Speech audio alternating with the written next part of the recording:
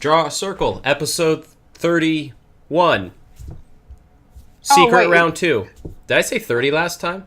You said 30 last time. Yeah, we already did episode 30. That was last week. Oh, okay. Now I'm really glad that we're redoing this intro.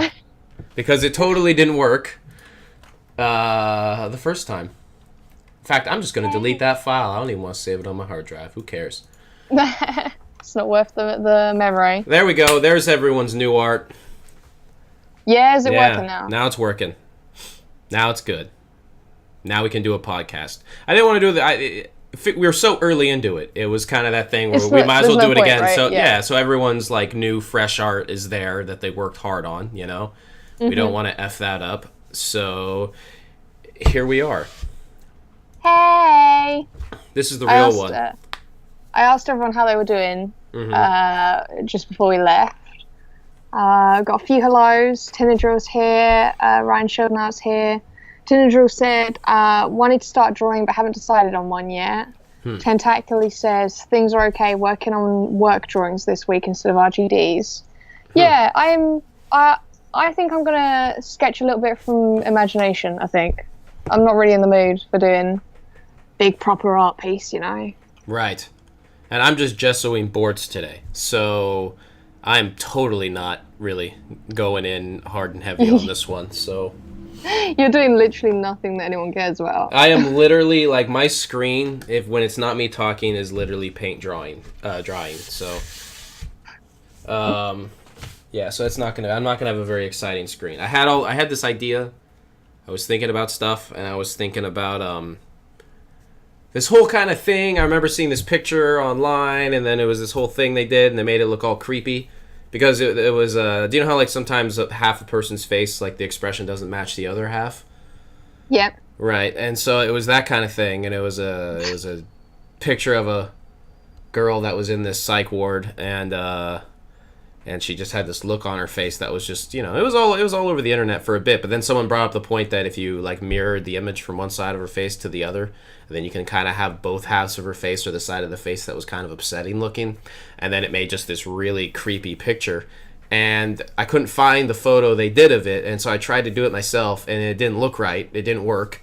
And then I was like, screw this! And now I'm just doing boards. That is something I wanted to pursue later. I was kind of laying in bed, keeping myself up all night, like thinking of like really creepy things to paint, and then I'm like, well, how am I going to go to sleep now? Like, why don't I think about this at like 1 p.m. instead of while I'm in bed in the dark? Why do you want to paint something that's creepy? I don't know. I just thought it would be kind of a fun switch up. You know, I've done a lot of very pleasant representational paintings. Like, what if I just do some that are really hard to look at? You know, haven't really done that.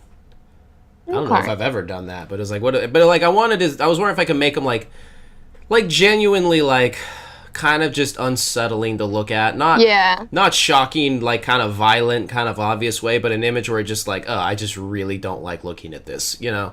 And so, which is a really great idea, you know. It's like, hey, I need to sell some art. Why don't I make paintings that literally I don't even want to look at? That's a smart idea. I don't know why I come up with the worst. It's like when I need a good financial idea regarding art, I always manage. That's when I have my best ideas to have like the worst idea. Like, no, creepy art's good. Creepy art is good for if you want to be like super commercial. Creepy art's good. No, I mean creepy, but like really just like it's nothing. Something people would never really want around. Right? I don't know. Maybe there's a massive market for that. Okay. I guarantee it. Well, there is a massive market for like. Holy freaking shit, that's terrifying. Like, there's one market for, like, creepypasta, right? Which is, like, creepy stuff, but that's kind of creepy cute. It's the fact that it's a cute thing that's so totally messed up that makes it creepy. Not all of it is like that, but a lot of it is that. Right. And then there is, like, legit mega unsettling, and there is actually, like, a massive market for that. And people actually, like, buy the stuff? I mean, I assume so, because the thing is, you have to be in the right world. Like, for example, I see a lot of like tattooists, macabre like stores that like places that sell like little skulls and stuff. They're the kinds of people you need to like talk to find who wants to buy it. Right. You know? Right. Like I follow quite a few people on Instagram who are that kind of like super creepy artwork thing, where it's like it's all mega pressed too hard charcoal and like skulls and bleeding and stuff. Right. And then they sell it for like thousands of pounds, but it's because they know who to sell it to, right? Right. I've had a few reoccurring nightmares, and I'm like, man, maybe I should really address these and try to make some paintings of them. And I thought that'd be nifty. I've always wanted to do that. I have like really vivid dreams and nightmares, and I've always wanted to do an art book where if you go through it one way, you get all the dreams. If you go through it the other way, you get all the nightmares. Right. I'd love to do that. It's an idea I've had for years, but I've never actually gotten around to do it because I keep trying to sketch out the things, and I know exactly what it looks like in my head, but I can't capture it on paper. Yeah, that's what I'm worried about. Because it was a dream, you know? Right. There's a certain kind of... There's like a blurriness. Yeah, for me, I feel like there's almost like this like orange sherbet-colored silk that's like over my vision when I'm in a dream, like everything. Yeah. And it happened again recently. I was in a dream. I was in bed, and then I started half dreaming, and I opened my eyes, and I look in my room, and like the way my bed's set up is if I'm laying on my side and I look, then my door's right there, and then the rest of my room's at my feet. So it's kind of like where I am. I mean, the way I'm pretty much like, you know, I'm sitting here, my bed's over to the side over here, and like I would be close to my feet, so I'd be facing this way. And so I'm in bed, and then I open my eyes, and I'm kind of in dream mode, and I have this moment where I'm like, oh shit, like it looks like how it is when I'm having that nightmare where, because I've had this nightmare a few times where I'm in bed, and then some type of, I open my eyes, and there's like someone standing there, and then they go after me. Oh my god. It's happened a few times in different kind of formats. One, like a person was crawling on the floor. One was there in, like, I was in a hotel room. And I open my eyes, and my room is in that haziness. And the first thing I think in my head is, oh shit, like, I'm in one of those dreams. Like, I'm usually not aware of them, but it was one of those, like, oh shit, I'm in that dream. And, crap, that means if I look at my feet, there's going to be someone there, and I don't want to see it. So I'm not looking, and then I start feeling like a hard tapping on my side, like on my leg. Oh my god. Like they want me to look, and they're like, "Gah!" And then I wake up, you know? And I'm just like, oh, I didn't look that time. I was kind of proud of myself, you know? But anyways, that's a reoccurring dream. And then there's another one that involves me usually being in some type of building that is somewhere a mixture between like a hotel, a hospital, and a school. And then it's like dusk, and the sun's setting, no one's there, and I realize I can't really find my way out of the building, and it's just getting darker. And then usually I wake up before it gets really dark, and I'm just, if I could somehow get that environment on paper or canvas, that'd be great, but I don't know if I can. Yeah, the one I always have with like that kind of building is my teeth are falling out, and I don't know why. I hate that one. I have those too. Like it physically hurts as well, and you wake up and you're like, "What the fuck was that?" Like you can feel them getting looser and like rolling, and then they like you kind of hit one with another part of your tooth, and then you can feel it just kind of come out. They jiggle. Oh no, I hate it. It's the worst. No, I'm okay, thanks. You ever? I don't need this, right? I don't need you like creeping me out. I know. I just realized I didn't want to go. This is totally not. I was gonna actually start off this episode about joking about how last week I was a what do we call it? The amendment cast or constitutional cast or whatever when politics comes up, and I was gonna joke about how now like this week I have to go after liberal stuff, and then because last week I was covering conservative things. I was about to ask you what the fuck was that noise. And it's you shaking a drink? I'm shaking the gesso. That sounds terrifying.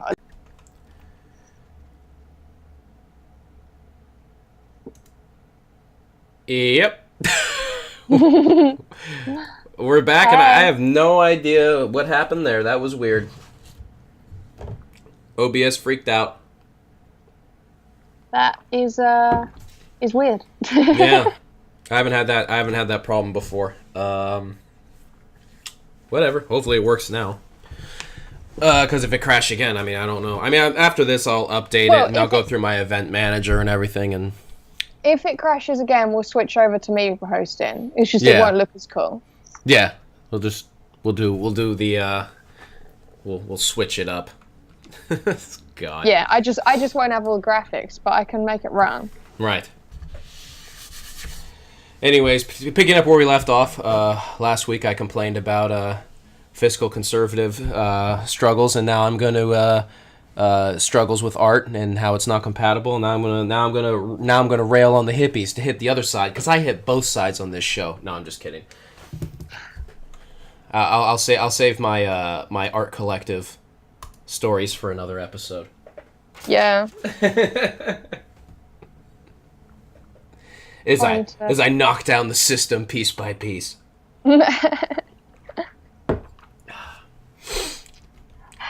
Yeah, I guess I'll explain everything that's been going on with me. Should I explain that now?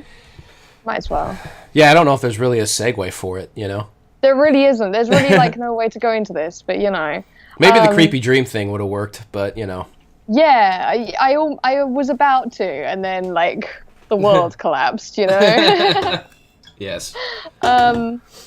Yeah, so some of you know this because some of you have me on Facebook, on my personal Facebook, and some of you have me on my business Facebook, but a lot of you don't. So I'll explain everything that's happened. So the last thing you guys knew, I was going to MCM Expo at the weekend. Yay! My favorite place on earth. It is actually genuinely my favorite place on earth. Yeah, it really is. The sarcasm isn't about that. I actually do love MCM Expo, which for those who don't know is the London Comic Con. It's the one thing during the year that's guaranteed to make me smile. It's the best time of year for me. Now, you guys have seen me getting stressed a lot lately. A lot's been going on, business-wise, financially, and also home life. Nothing that I really want to go into, but since since I was having health issues, which was last summer, things have just been, it's been one thing after the other, basically. So I was at a heightened level of stress to begin with, to the point where I had warned my family. I was I'm really stressed right now, and MCM I'm always super stressed at because it's basically the one time of the year where I make any money. So if I'm a nightmare to deal with, just tell me, you know, and I'll cut it out. So yeah, I was really stressed, and I was kind of holding it together, you know. I was doing that British stiff upper lip thing. It's you keep on charging through, everything will be fine. Got to the show was going okay. Wasn't in the absolute best mood for selling on the first day, but I was kind of just relaxing. Obviously, we had just had Manchester, which has massively changed the makeup of the show. I would like to do a shout out to the security staff at London MCM. They were absolutely phenomenal. They really were. There's some people are bitching about the fact that they took some of their props. I don't give a shit. The security guards at this show are the best security guards I've ever seen. They were friendly, which you don't need that from a security guard. From a security guard or police or whatever, you need efficiency. But they were that plus friendly, opening. They apologized for holding us up. Basically when you got in, you would walk, I'm an exhibitor, so I have giant cases and stuff with me. We got there, they would ask us to open the cases, and we'd open them up, and we had to open everything inside of them to show what was in them and explain what things were. So for example, my pen cases look really strange. So I was oh, these are all my pens, and I'm an artist in the village. And then they had dogs run up and down that would sniff everything. I think we have to open our bags 3 times before getting into the building, with different people checking at each point. Then once in the building, they had dogs running up and down the stalls, sniffing for anything that could be a bomb trace or anything like that. And numbers were down, I guarantee it. I've not seen an announcement on numbers, but I guarantee it they were down. And that's totally understandable. I totally understand someone not wanting to be in a building in the middle of London that is known to have about 180,000 people in it, that are mostly young families, right after Manchester. I totally get that. So I'm not I'm not questioning anything like that, but I did want to do a shout out to the security staff. But it did mean that the atmosphere was a little different than normal. People were positive, people were excited to be there, but I think there was a lot more space and a lot more like people just kind of milling and just wanting to be there to be with people rather than like selling or whatever. So it's like, okay, sales are probably going to be down a little bit, that's fine. But we still did like pretty okay. So that was Friday and Saturday. Saturday's the busiest day of the show. And then we come home, we're shattered. The Saturday of the show, I worked incredibly hard on Saturday. I did the most complicated commissions I've ever done on that Saturday, and every single one of them was complicated. Basically, for those who don't know, I do live drawing at the show. So I have my pens and my paper out. The paper's all pre-cut to framing sizes in case anyone wants it framed. And then someone sits in front of me and I draw them live.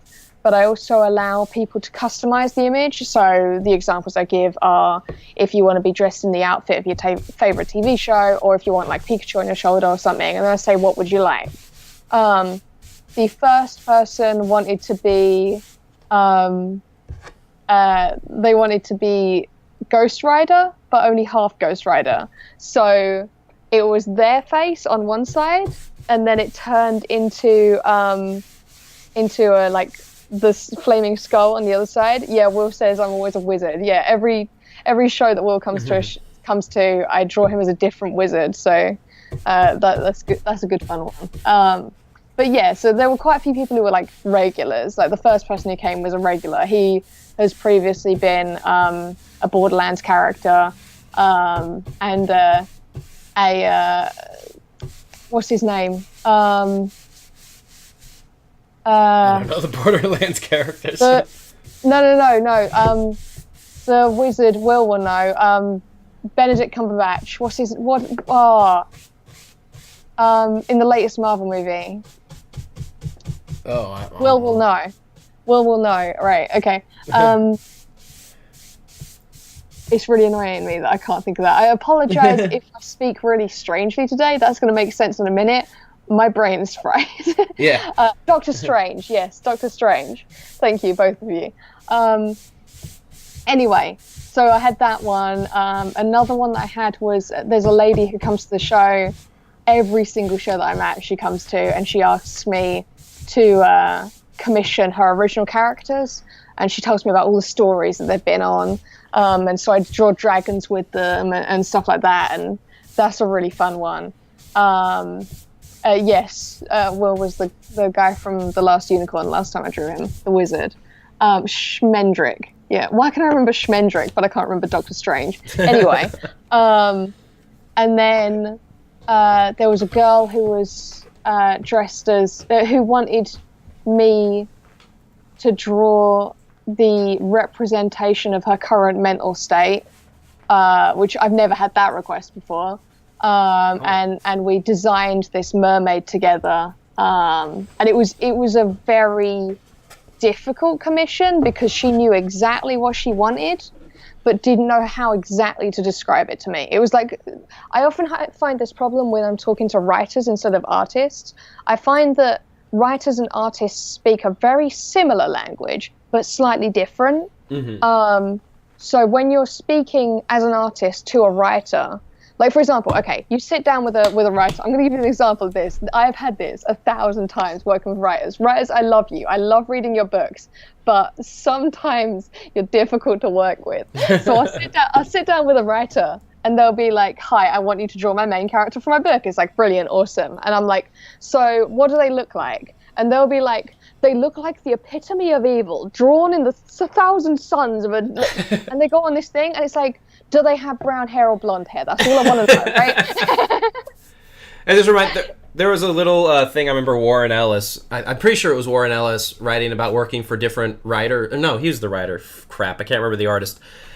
Anyways, they work with different comic writers, and they showed two examples. And one, it had every little detail of like of what they wanted in the image, and it like this furniture was this, it was this color, this and this.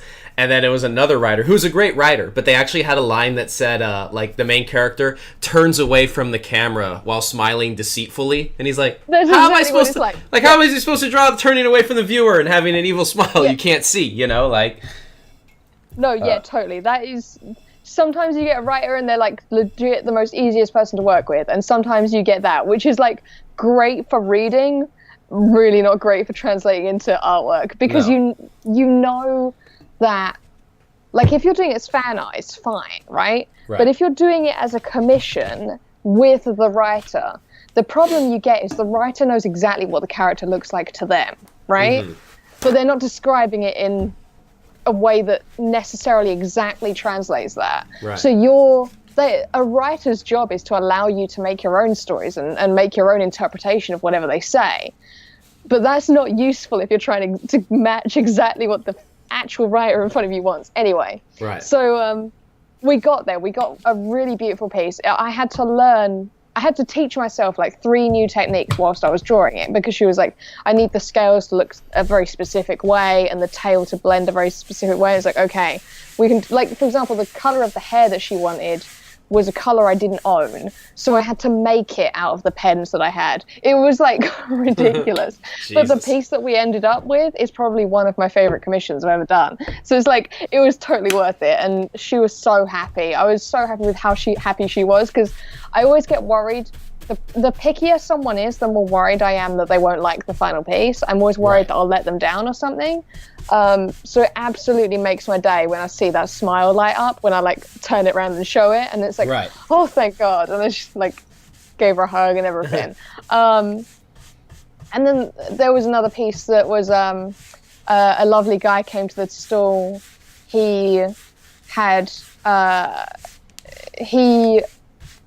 was one of the original people who bought my very first book. Basically, for those who don't know, I have a manga series out now. It's a trilogy, about 680 pages worth of art, and it's taken me like 10 years from design to completion.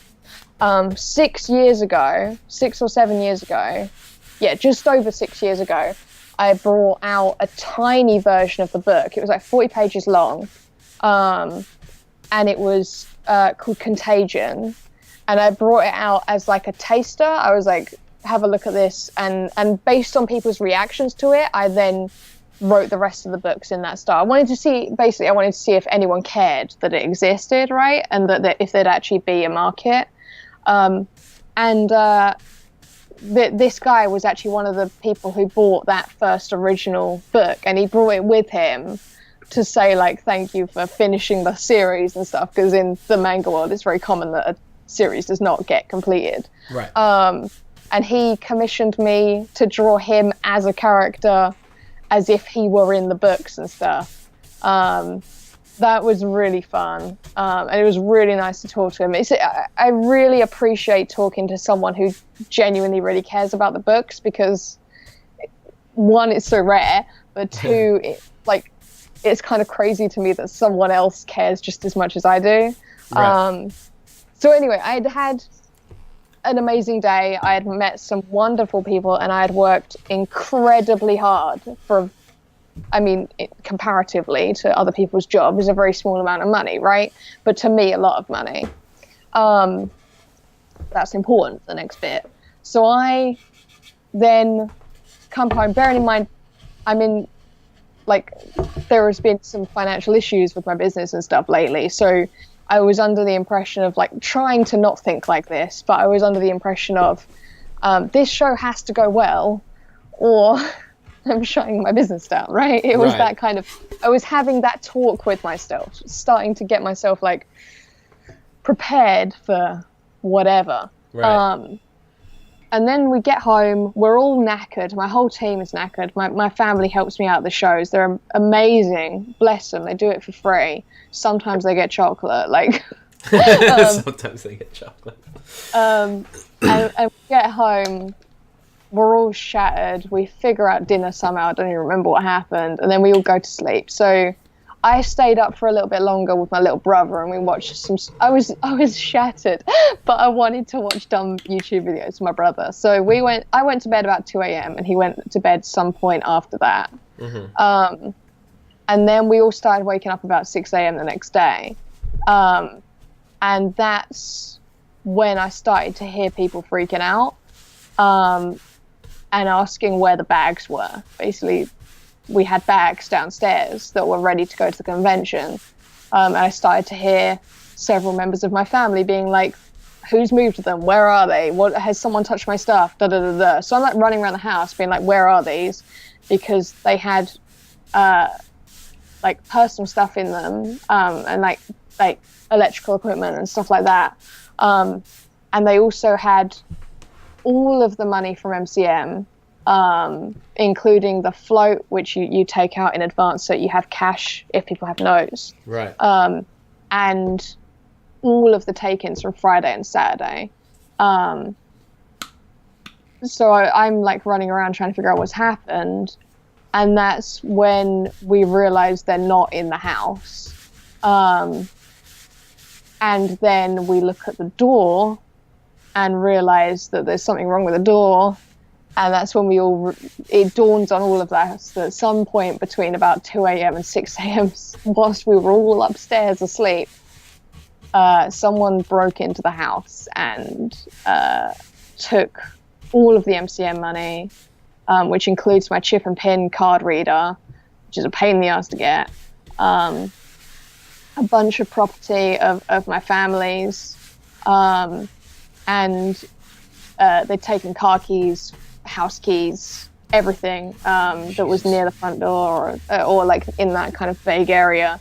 And they'd also, I didn't realize it at this point, I hoped that I'd left it at MCM, but I basically, I have a bag. Usually it doesn't contain this much stuff, but because I'd just gotten back from holiday when I've been using it all, and it was ready to go for MCM, I had a bag that contained basically all of the makeup that I own, which may not seem like much for a lot of people, but one, makeup's expensive. Two, it's taken me years to build up on a very small income. Like, it would be like I might be able to buy myself one thing in like 6 months or something, because that's all I could afford. Like, to the point where for my birthday, I decided I could afford to buy myself like a little concealer. Like, is for me, it's a lot of money, you know? And I use that makeup every day. Well, not every day, but every show that I do, I wear it. And all events I do, I wear it for. It's like it's like I paid out for professional quality stuff so that I could have that kind of appearance at shows and stuff and feel professional and stuff. Anyway, so it was like, we later worked out that it was like, I can't remember, like 400 odd pounds. I've got the numbers on Facebook, that they'd stolen, which was just insane. An insane amount of money for me. That's the majority of anything that I would make at MCM. And then a bunch of electrical equipment. And then we had to call the police and have the police around. We had the CSI around, which is kind of a cool thing to say. Saying that CSI visited is kind of fun, because that sounds like something you don't hear on TV. Right. Is that the silver lining? CSI was around. CSI was Jesus. And apparently they just come from a break-in that was basically exactly the same nearby. So they reckon it was one or more people doing like rounds. Like hitting a whole neighborhood, huh? Mm-hmm. They reckon it's because there's a few quite swanky cars near where we, like very close to where we are. And they think that they were breaking into houses to get car keys and then try and get the nice cars. And then it was like an opportunist thing, and they'd broken in to get car keys. In the meantime of looking for car keys, they'd found all this other stuff and just taken it at the same time. Thank God they did not walk further in the house. One, I'm so glad no one got hurt. We all realized afterwards that if one of us had like run at them, well, they had tools to break into a house, and what else could they have had? Right. And two, if they'd gotten any further in the house, like even just the tech that is in front of me right now, that I'm working on right now, I've got like a £2,000 MacBook in front of me, and a Wacom tablet, which is X amount of money, right? That's just two objects, right? And that's stuff that I'd never be able to replace, and it would be all the data on it as well. Like, so I mean, they'd never be able to sell it for that amount of money. It's not worth that now, but that was how much I had to pay to get it to begin with. It's not worth nearly as much as that is. Well, that was loud. Oh, sorry, I should mute my microphone when the sanding happens. Yeah. Right. So we went to MCM, and I kind of like, I didn't function very well from the beginning of MCM. But the one, I'd left and my mum was in tears, and I just frantically tried to find anything that I could stick on my face and get to the show that would make me look slightly less shattered. And we got to the show, and I was like, I just need to walk for a little while. And my helpers stayed at the stall to like watch it for me. And I walked for about an hour, just walking through MCM, just completely out of it. So this was day 2 of MCM. This is day 3. So this is day 3. So you came home, this happened, then you had to go back to MCM. Correct. So we'd come home Saturday night, gone to bed, wake up Sunday morning. Right. And I have to leave for MCM as this is going on. So I'm getting calls whilst at MCM, like the police are here, CSI are here, they need these details from you, you need to come home and do your fingerprints, that kind of thing, right? And it was kept to a minimum, but it's still like, it's going through my head, you know? And we were basically none of us had the chance to deal with it, right? We had to go to MCM, put on a brave face, and sell somehow. And I was told that people couldn't really tell that I was upset. That's because they didn't see me first thing. Like I was walking through the Excel first thing. Like, it's empty when we get there. There's no one there. And my breathing just started to go like funny. I don't know. I don't know how to describe it. I don't think I had a panic attack or anything like that, but it was just like, you know, when you're like about to cry. Yeah, you get like that weird vapory light breath back of the throat thing happens. Yeah, the bullshit breathing, whatever that is. The bullshit breathing. So like I ran up to one of the bathrooms.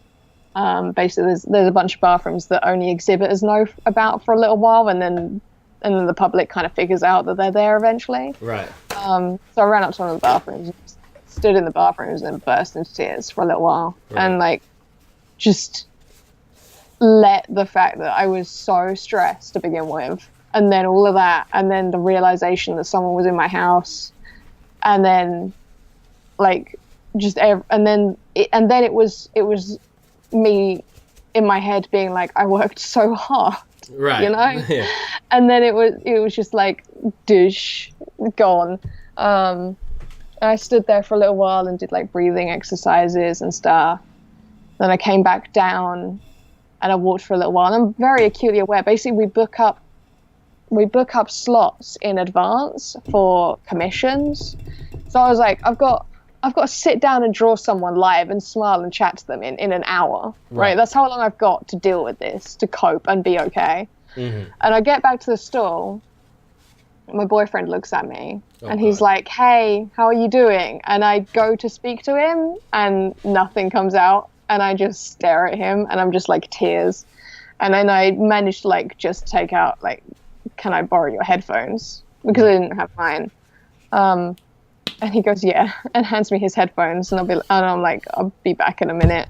So then I walk again, and I just put headphones on like full blast and just walked for an hour. I think I did a whole lap of one hall through, basically MCM's enormous. For those who don't know, the Excel Center, when MCM takes over it, they take up this enormous, several like warehouses worth of halls. And I did one lap of North Hall that we were in, walked to the other side, and then did a lap of South Hall. and was just basically out of it the whole time. I was like just phasing through life, and I was like, you just gotta get yourself to a point where you're good enough. And I got up to the store and I was like, right, snap, smile. Yeah, everything's good, you know? And handed the headphones back and was like, yep, I'm ready to go. And I was like, if you need to get away, then just go. Like, it's no big deal. Basically, at the beginning of the show, I'd essentially written the show off for money. So it was like, people just do what they need to do in order to feel okay. Right. And then sat down, my commission showed up, and there you go. And then I had to work. And it wasn't until the show ended and we were packing up and we were walking away from the show. As soon as I sat in the car, like, it all hit me in one go. And I just was like, I just want to feel like I don't have to be happy for other people right now, you know? Right. It was like for the entire day. Yeah. You had to like plaster on a fake smile like the whole day. Yeah, I was like, I wonder if this is how like air hostesses feel all the time and stuff like that, right? Or air crew, even, I should say. Not maybe not always that severe when someone has, you know what I mean? Like, yeah, but like they have to, like, there's certain jobs where people just have to be the happiest person in the universe, regardless of what's happening in their life. And especially like in retail and whatnot. If you're not happy, people will like complain to your manager. Well, yeah, the thing is I'm the manager, Austin. Yeah, you're the manager. So, they complain to you, and yeah. Like, people will just avoid you, and then you're damaging other people. That's the thing. If you have a bad attitude at a convention, people avoid you, and that directly affects any other stall that's near you, because they'll avoid you, and they'll therefore avoid them. So it's not really polite to be in a bad mood, kind of. You can only do what you can do. You're only human, but yeah. And then when we got home, I did all the like working out of the maths, and we had to talk to the police a bit more, and then I called my insurers and stuff. And then I put all the details on my Facebook page. It's facebook.com/Geyser. It's like the big like pinned post or something that has all the numbers on it. But I basically worked out that it was like I'd lost about £700 worth. Mm-hmm. I managed to get back the money that I'd lost at MCM, the sales from my insurance. They said that it'll be coming through like next week or something. Right. Which is amazing. I didn't think I'd get that. I thought if anything that would be the one I wouldn't get. Right. The other stuff wasn't really covered. Like, they said that it would be covered, but it was relative to how much they charged for me to do it. They would actually charge me more than I'd ever be able to get back, so there was no point in even trying. So one of my friends at the show, it was actually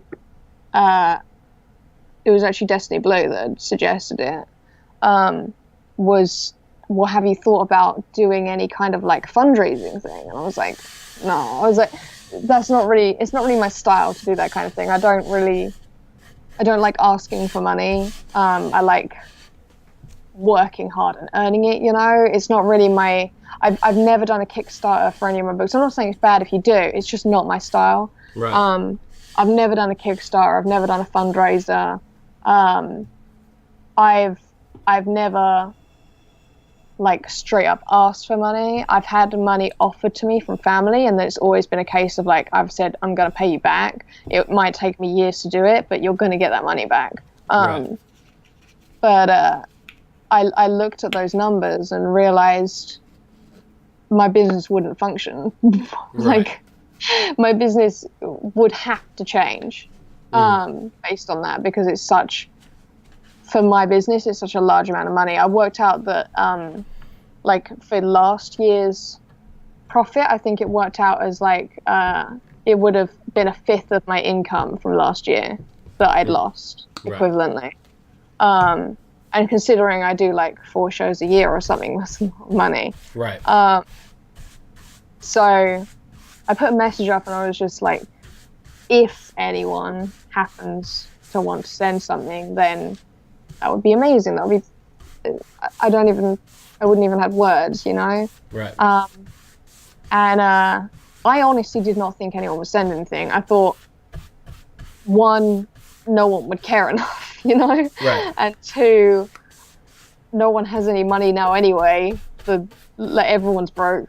Right. So I didn't expect anything. And I apologize if the way I talk about this is weird. My head is like so fried at the moment. Everything's been such a blur. But then I started, my email started pinging. And bearing in mind, I'd like cried a million times during the day. And my email starts pinging at me. I'm like, what is that? And I open it up, and it's just like PayPal, like, you've got money. And I'm like, what the hell is this? And I click on them, and it's just insane. Like, the amount of people who have been messaging me, asking me if I'm okay, who have been sharing my stuff if they can't give anything, and trying to contact people who might like my artwork. People have been messaging me, asking me if they can commission me. Like, bearing in mind, I haven't had someone commission me in about a month's time minimum, when I'm used to being booked up completely. Like, when I brought out my latest pricing, even though I'd had a waiting list of people begging me to open commissions, the moment I opened it, no one gave a shit, right? Right. So now, like, several people have messaged me being like, I want a commission. And then I saw the crazy, like, PayPal messages, and it's insane. Like, friends and family, some names I don't even recognize. Like, maybe they're some of you guys. Like, maybe they're screen name, like, they're real names of people who I know screen names for. I don't know. Right.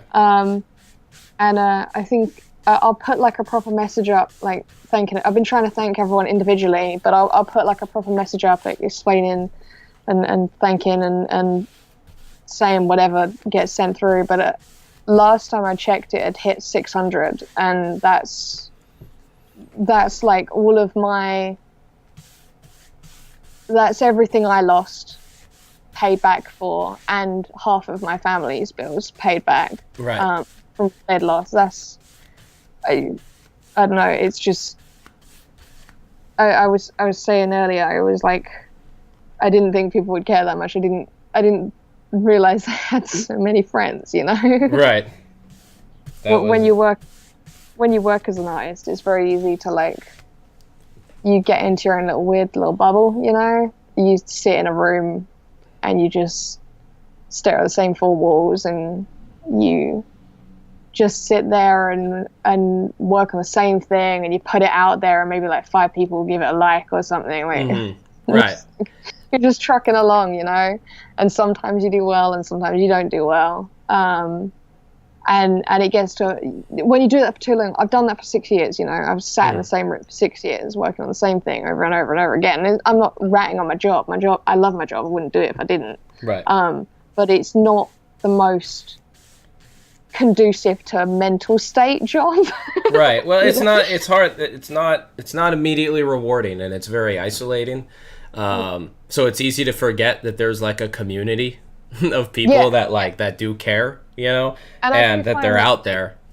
Yeah, I do find that I'm the kind of person that often doesn't believe it, even when someone is nice, you know. I'm often someone who doesn't think that people could care that much about me. It's like, well, you're just doing that because you're a nice person, or because that's the polite thing to do, or whatever, or you're friends with so and so who is friends with me, therefore you're friends with me. You know, it's that kind of thing. And I don't know where that comes from. It's not logical, but it's how my brain works most of the time. And then to see so many people, like, doing stuff for me and like for my family, but they don't really know my family, and I burst into tears again. You know? It's I don't even know what to say, and I'll try and write something when my brain's a bit more calmed down. It literally happened like 3 days ago, so, and then everything's been like crazy. And I'll write something and post it up and thank everyone, Yeah. But right now, I'm just amazed. It's all very it's that thing. It's very overwhelming, and everything happened so recently. Like I was just finding out about all this on Facebook, and I was just like, what, And Yeah. I just found out before we came on here, and yeah, that's like it's still like mid processing, But fortunately, this is a good. It's quite a community. It's good. Yeah. It's good. It's good people to surround each other with. And speaking of community, hello, Demon Man. Demon Man just got here. Let's just go ahead and we've already restarted twice. Let's do it again, and we'll just go through the whole story for Demon Man. I'm just kidding. I'm good. I'm good. I'm just kidding. And I mean, it's not like everything's been funded and covered or anything like that. You can see the exact numbers on my page. Right. But it's eased a lot, Yeah. The weird thing is like, you hear about it from other people, but it's just like, it's hard to understand. Right. But like, it's weird how much you have to go through when something like this happens that you wouldn't expect, right? It's not just the emotional side. It's like, well, now you have, like, for example, when something's stolen, right? The police ask for you to do an itemized list of everything that was taken. So you have to sit there and try and remember every individual item that was in whatever bag they took. And it's just like grueling. It's like you're sitting there and it's like, well, they took this and they took that thing that I worked 3 years to get, and they took this thing that I worked really hard to get.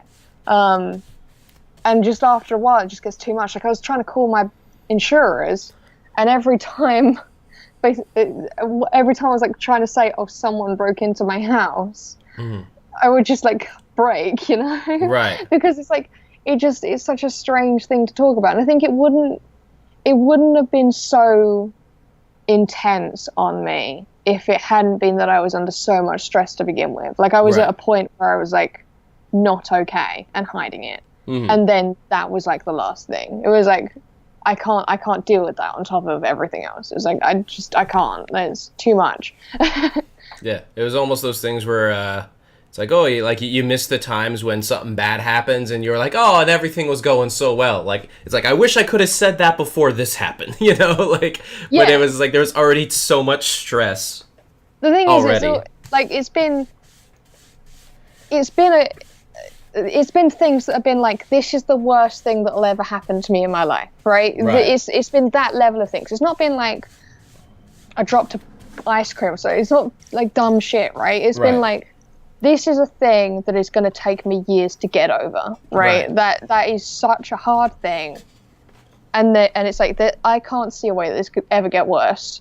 And then it happens again, and then it happens again, and it happens again, and it's like, it's just too much. It's like I was talking earlier, and I was saying that, like, I just feel emotionally tired, It's like, it's not like I've worked really hard and I've been running loads or whatever, and it's not like I feel super like stressed out and I'm freaking out. Like I was jumping a lot earlier, like the past couple of days. Like every time I heard something near the door, I'd like freak out, and which is unfortunate because apparently right after a burglary you have 1 million people over. Apparently that's the most useful thing to do, obviously, because you got to change all the locks, you got to check everything that was taken, you got to check the entire building is secure, blah blah blah blah, right? So I was like freaking out every time the doorbell rang or I heard something near the door. But now it's more like I'm okay, I'm just really emotionally and mentally tired. Like I just don't want to do anything. I just want to like sleep forever. you know? Like I'm okay, but I'm just like, I want to be allowed to feel really tired for a while.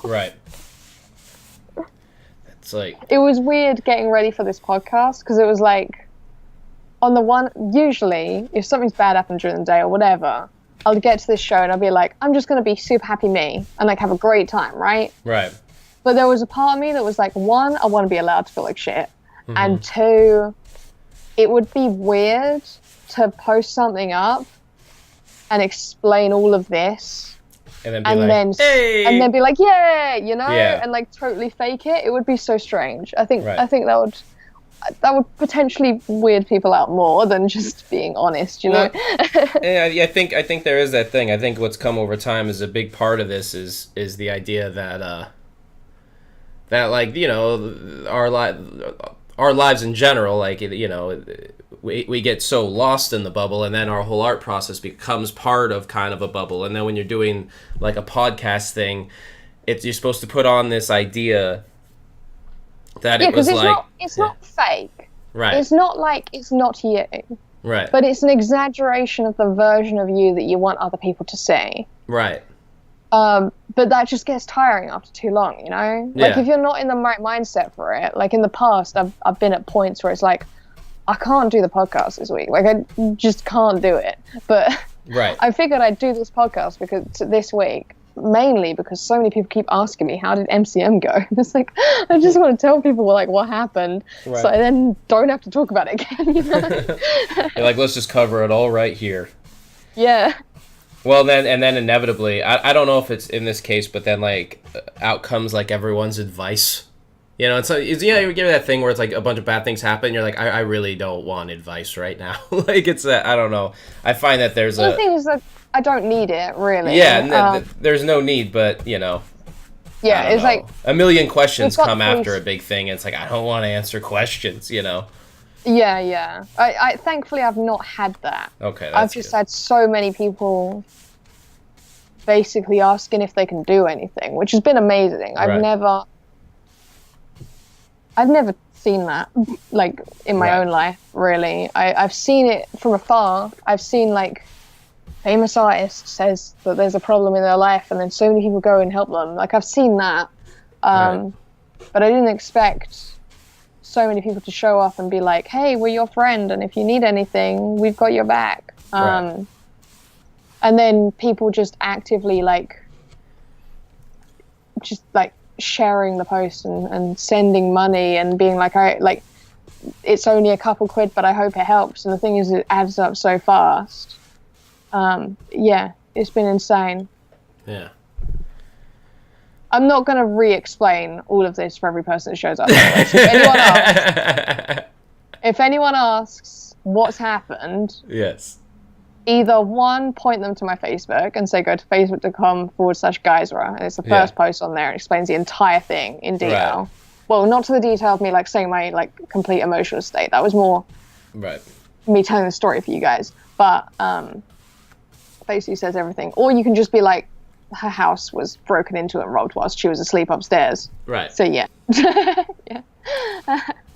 So I'm going to leave that you in chat. If people show up and they wonder why, one, my hair is a mess, and two, why I'm not speaking like a normal person today. No, we're not. You guys can explain. We've told people several times at this podcast, you know, some episodes get real. Some episodes get intense. Some episodes, you know, it's just, that's how it is. You know, this is a live thing, and it happens at a specific time, which is an interesting aspect of it, is you will just see things, you will see us at that time regardless of where our lives are. So that doesn't mean we just like, well, okay, now let's go into happy mode. Listen, there's already, I mean, you know. Yeah, sometimes I do, like, I'll get here and I'll be like, go into happy mode now. But sometimes it's like, you guys. I think it's usually like the like quote mask wears off. Yeah. Over the podcast, and then like the real shows up.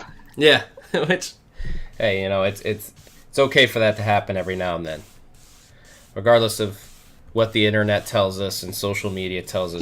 Things get fucked up. I guarantee that's a joke. But in case anyone reads that and legit thinks that's legit, please do not send me a gun. Yeah, probably not good. Probably not good to be sending guns in the mail overseas. That's probably would advise against that. That is how I get arrested. Yeah, don't get all creative. Like, I'll send one part in a toaster and then another part that just makes it worse. No, we don't need that right. UK's not ready for that right now. UK's in a bad place. Yeah. So I didn't even think about the fact, especially sending a gun to the UK. That would be, yeah, that's The UK is so not in a place for that right now. Oh my god, I just had a cat meow. Right. Hey, what do you want? I'm speaking here. I'm doing a thing. I'm in the middle of stuff. Crowdfunding firearms, got it. 3D printing an AR receiver as we speak. Media, both 3D printed. Yeah, that's awesome. It was insane at the show because basically the security staff were like super intense at the show for like what you weren't allowed there. Oh, that's an interesting question. I'll answer that in a second. They had this massive long table of like tons of like fake guns and replica guns and stuff and weaponry and anything that they decided was not allowed in the hall.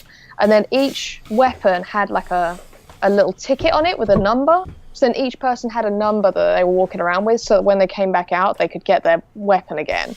Whereas normally if something gets confiscated at MCM, you never see it again. So it was crazy. They were super organized. There was a question. Did they leave your cats alone? Now, we don't know what happened whilst we were asleep. We have no idea. The cats have been super clingy, right. Like they were like the past, like the few days of it. But that's probably them picking up on the atmosphere of the house. I assume that they're okay.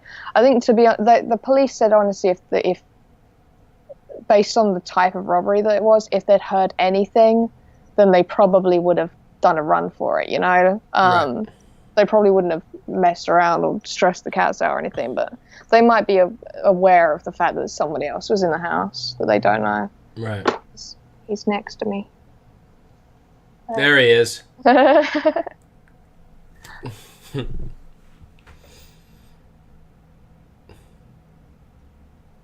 He's chilling. He's got everything under control.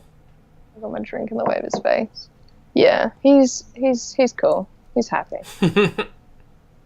Thank God it wasn't a cat burger. Get out. Maybe it's time to get a gigantic, awesome dog, like a big German Shepherd. I would love a dog. I really would love a dog. We can't have a dog with 3 cats. It's not going to work. The 3 cats are hard enough to handle as it is. Right. But if I had my own place, then I would definitely have a dog. Big old pit bull. Because they're adorable. 2, because they're adorable.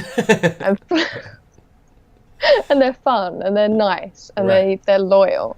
But 3, I have always thought I would like a proper dog, because I would feel safer with a proper dog around. Yeah.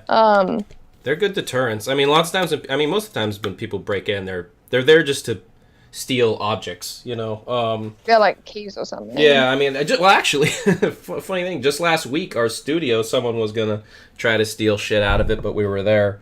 It's happened before. We've had stuff stolen from us once, and then I've had an iPod stolen, and then I was at a gallery that teenagers from this school would always come steal shit, and I think they literally had stole things 3 times. You think we'd learn, but we had no means for security. But, so my man says, oh, sorry, no, carry on. Oh, no, I was just going to say that the way it was funny because what happened, we were there, and then our door just opens to our studio space. Oh my God. And, like, we don't say anything for a second because we don't know if a renter's coming in, but the door was unlocked, and then we just, and then finally one of us just goes, hello? And then the person, like, kind of peeks in, like, oh, do you guys have any wood for sale? I was like, oh yeah, that's not a suspicious random question. Like, you just looked, saw the wood shop, and then needed to say something. And then there was another guy that was with him that, like, walked away immediately. It was like, well, that was sketchy. Like, but that, I mean, it's usually the case. People are looking just for whatever can be sold, resold. God, that's a really good blessing, though, that they didn't get your computer. Yeah, I'd be screwed if they'd got my computer. I really would. I mean, luckily there's nothing on my computer that's like waiting to go to a client or anything. I'd sent everything off before MCM. Right. But I'd be screwed. Like, I don't. Yeah, that would be me. Yeah, I'd be trying to figure out how to raise like $2,000. Like, that's insane. Right. Yeah, that would be a doozy. What we got going on in the Ryan chat here? says, I was sleeping in the back of my truck once and some people opened up my camper looking for shit, then sped away when they saw me in there. Ugh. Oh my God.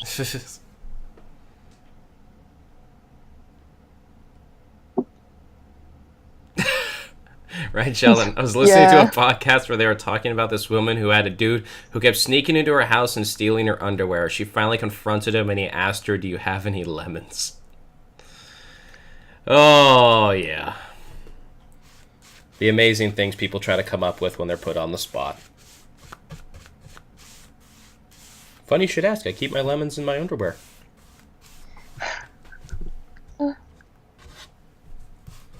So yeah, that was my weekend. I thought I'd address it fairly quickly. Yeah, that's a doozy of a weekend. I was gonna go into the podcast this morning talking about how a spider crawled on my leg while I was sitting on the toilet, but I think Wow, traumatic. in the grand scheme of things, I think that doesn't even feel like a real topic anymore. That's small potatoes. That's like everyday stuff. I don't know what I want to draw, guys. I really don't feel like drawing. I've slowly been building my routine back up a little bit. I don't know what happened the past couple of days. I don't think I really existed very much. Right. And then this morning I went through all of my planning stuff and was like, right, where am I at with work? What do I need to do? Organizing stuff to do with the fact that people were commissioning me, that kind of thing. And yeah, so then this afternoon I did a little bit of studying, and then that's it. That's all the drawing I've done since MCM. So I'm not sure. I was going to draw from imagination, but it just wasn't working. There's nothing there. Yoni, his car was stolen a week, 2 weeks, 3. How long ago was that? 2 weeks ago? Yeah, he goes by Smokey Beard on Reddit Gets Drawn. You guys might have seen his stuff on there. His car was stolen while he was surfing, and him and his friend had a bunch of stuff in it. And his biggest concern is he wanted the car back because he needed the car, and that was his surfmobile, and that was expensive. But unfortunately, when people do steal cars, it's pretty often you get them back. That's what we'd heard, yeah. Yeah, so he did get the car back a week later, so that was good. But he did do a series of drawings of the imagined person that he imagined stealing his car and him just beating the crap out of them. One drawing of him, I think it's on his Instagram, one drawing of him, choking the guy out in his surf gear and whatnot. But, that's what he did after that.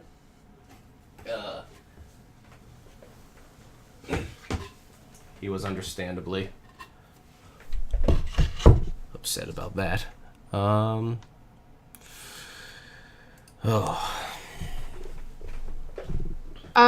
someone was asking about whether I have an Amazon wish list for the items that were stolen. I'm not setting up an Amazon wish list just because it complicates things, and I really don't want a whole ton of packages arriving at my house right now that I don't know about, that I haven't ordered, So I've on my Facebook page, which is facebook.com/Geyser, I've got a post that explains everything that was taken and does a rundown of the numbers. And then there's a little link to send money via PayPal. If someone would rather send something directly to my bank account, then that's cool. You can ask me for my details. But I'd rather you send a message directly to me so I can send that to you, rather than me just posting my details everywhere all over the place. It's not that big of a deal. It's just, I don't know, I feel a bit weird about it, Right. Yeah, so that's there. I think the last count I did, I think we were £200 off of covering everything. But basically the money numbers cover the exact costs of all the items we lost, plus the money we've had to spend out to basically change locks on the entire house, upgrade security as per the police's request. The car keys got stolen, so we've had to have the car on lockdown, and we've got to get a team out to change all the locks on the car, which is like mega expensive. Because they'd most likely come back and try and get the car once they figured out what car it was. Right. So that has to be changed, and none of that's covered under insurance. So there's a PayPal link. It's a paypal.me/Geyser Inc. But you can click the exact link from my Facebook if you want to send something.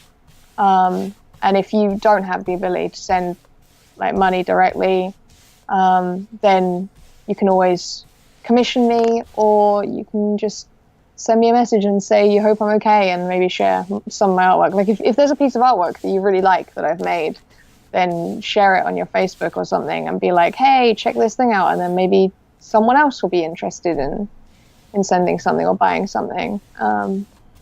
The full trilogy of my books on my website now. I've wait, let me draw my screen back because I'm just chatting to you guys. So rather than just staring at a grey screen and hearing my voice. There we go. I made these like wraparound box sets. If you go on my website, which is geyser.com, you can see it. It's on my shop. It says like Geyser, Chronicles of Geyser trilogy, and you can see the poster that I made. So I hand drew those and sent them off to be printed, and then cut them all out, and like I hand wrap all the trilogy sets. And people really liked those at the show. I was really happy because I didn't know if they'd arrive in time. Life had been so crazy that everything had been delayed by several weeks. And it actually arrived like the day before the show or something stupid. And then I was sat up all night wrapping them and sticking them down like till like long past midnight, long past when I should have been asleep, wrapping these little box sets to take to the show with me. And there's a little video on there of me spinning it around so that you can see what it looks like in real life. I don't know. It's just crazy to sit, like, people don't realize it. For convention artists, like Artist Alley, that kind of thing, we work all night, right? We sit up all night, right, making bullshit, right? We're making, like, key rings and like, those don't arrive in our hands the way we sell them to you, right? We sit there and we make the little bags and we attach the little key rings. Like my key rings, I have blank normal key rings and I have the printed acrylic charms. So I have to take the ring off of the blank key rings and put them into the little charms.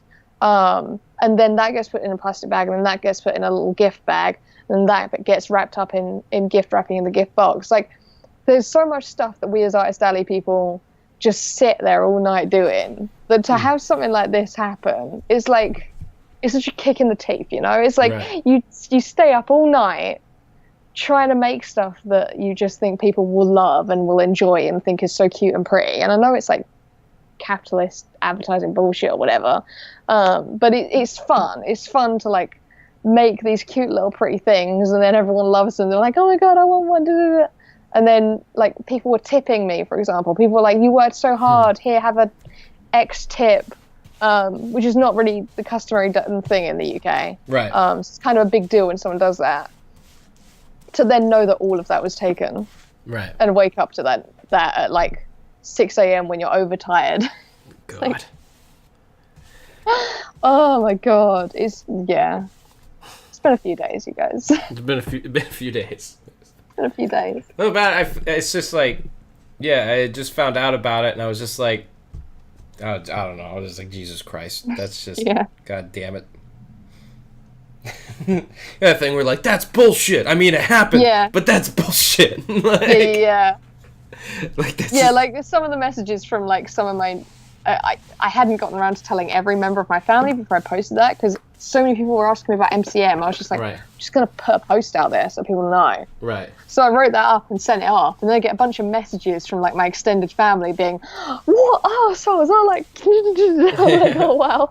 And they're like, why didn't you tell us? We wouldn't have done anything. And I'm like, I totally forgot. Oh my god. The amount of people who've been messaging me being like, they should have their hands chopped off. They should be shot. I'm like, not sure that's the correct course of action, but okay. You could shoot their hands. I mean, split the difference. You know, if you it's believe, like Taxi Driver. Did you see? It's like in the end of Taxi Driver. Just do that. What? Anyone who's seen Taxi Driver knows the scene I'm talking about. That was an answer on Pointless the other day. Taxi Driver. Oh yeah. Good movie. Good movie. Good movie. There is nothing that interests me on Ready Gets Drawn today. That's what. Yeah. No. It was not a good day for photos. Hence the reason I've been painting boards this whole podcast. Some of the excitement I lead during the day. You bowl. Ryan Sheldon forced them to watch a Uwe Boll movie. Known for some great quality film work right there. Uh-huh.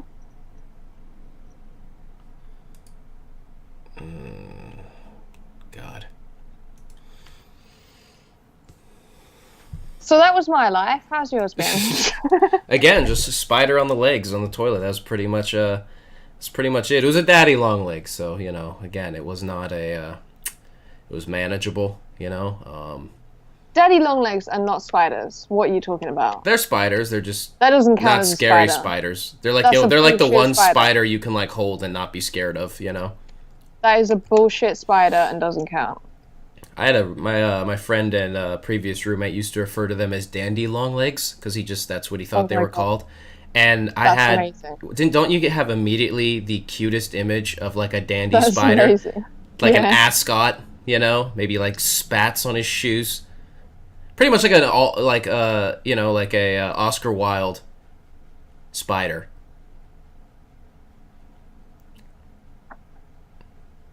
I don't know much about Oscar Wilde. I apologize, but I don't know. He was. I'm sure that was kind a of a dandy joke. Wasn't his dying words either those drapes go or I go or something like that? Oh yeah. Yeah, that's why I picture the dandy long legs saying.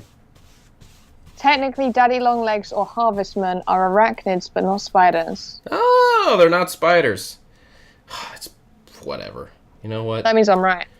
All right then. I'll be like an arachnid crawled on me. I'll be sure to tell the accurate story. People will get mad at me because they come to this podcast for the truth. I was about to ask you a really strange question. I was about to ask you a really weird question. I like weird questions. I was about to ask you, what would you do if you woke up one day and you were an arachnid? Crawl on Mike Steffen's legs while he's on the toilet. Probably. Yeah? Is that what you want to do? I don't, apparently that's what they want to do, so I just have to follow the lead because I've never been an arachnid before, so I don't really know what they want, you know? I'd probably be like, well, someone's going to kill me because I'm a terrifying critter. You know, it's not like there's like, is there any arachnid that's pleasant looking? You know, or they all look like murder machines? Yeah, that dumb little cute guy. Remember that little cute guy? Oh my god, everyone. Oh, the cute spider. Guy. There was a cute spider. He had like the poofy big eyes and little poofy. Yeah, he's like the one cute spider. Yeah. Boy, that guy really. The whole livelihood of spiders was really depending on that little guy. I actually usually leave spiders alone. They have a good day on the podcast. What does that mean? Oh, turning into bugs. Oh, is that a thing? I was thinking Kefka, and I was like, this has nothing to do with Final Fantasy VI. Yeah. And I was like, oh, that's probably a reference of like actual real things and not dumb video games. Is there a Metamorphosis video game where you just? I guarantee there is. I just can't think of it. You can transform in Minecraft. Yes, but is it in an existential kind of way? I mean, it's Minecraft, so... You're like, kind of. It kind of is. Still counts. I really apologize to everyone for my portion of the podcast being so boring. I could not be doing something more boring for the podcast right now. But I just had I just didn't want to start a new project, you know? I was like, I already had ideas of things I was going to do and things that needed to work on. The last thing I needed to start a new one. Hello? Hello? Can you not hear me? Uh-oh.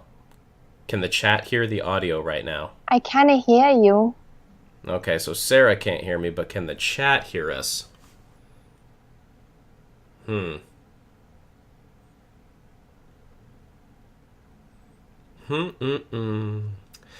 been having a lot of technical whoop! And there she goes. Boy, we've been having a lot of fun technical difficulties today. Alright, hold on a second. Let's switch screens here. Let's go to this screen. And I'm going to keep talking on this screen, but just because I'm going to have to pull some stuff up on my computer, and I'm going to have to do some screens. But you guys can hear me, though. Let me know if you can't hear me. And then Sarah can call me back.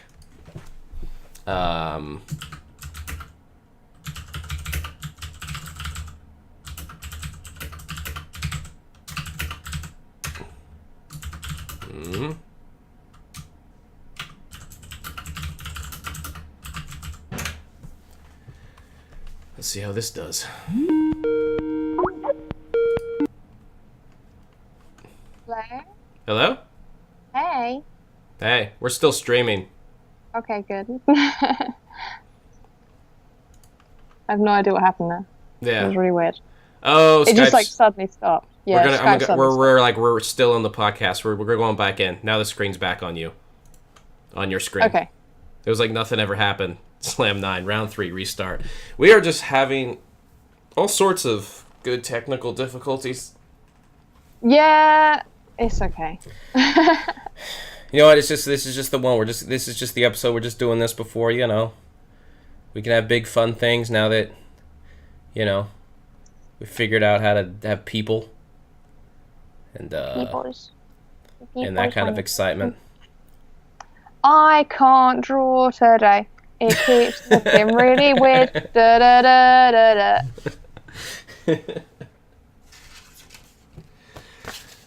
Oh my lord. I'm gonna stand for a second. I gotta mute my microphone. Okay. I'll sit here and be super interesting.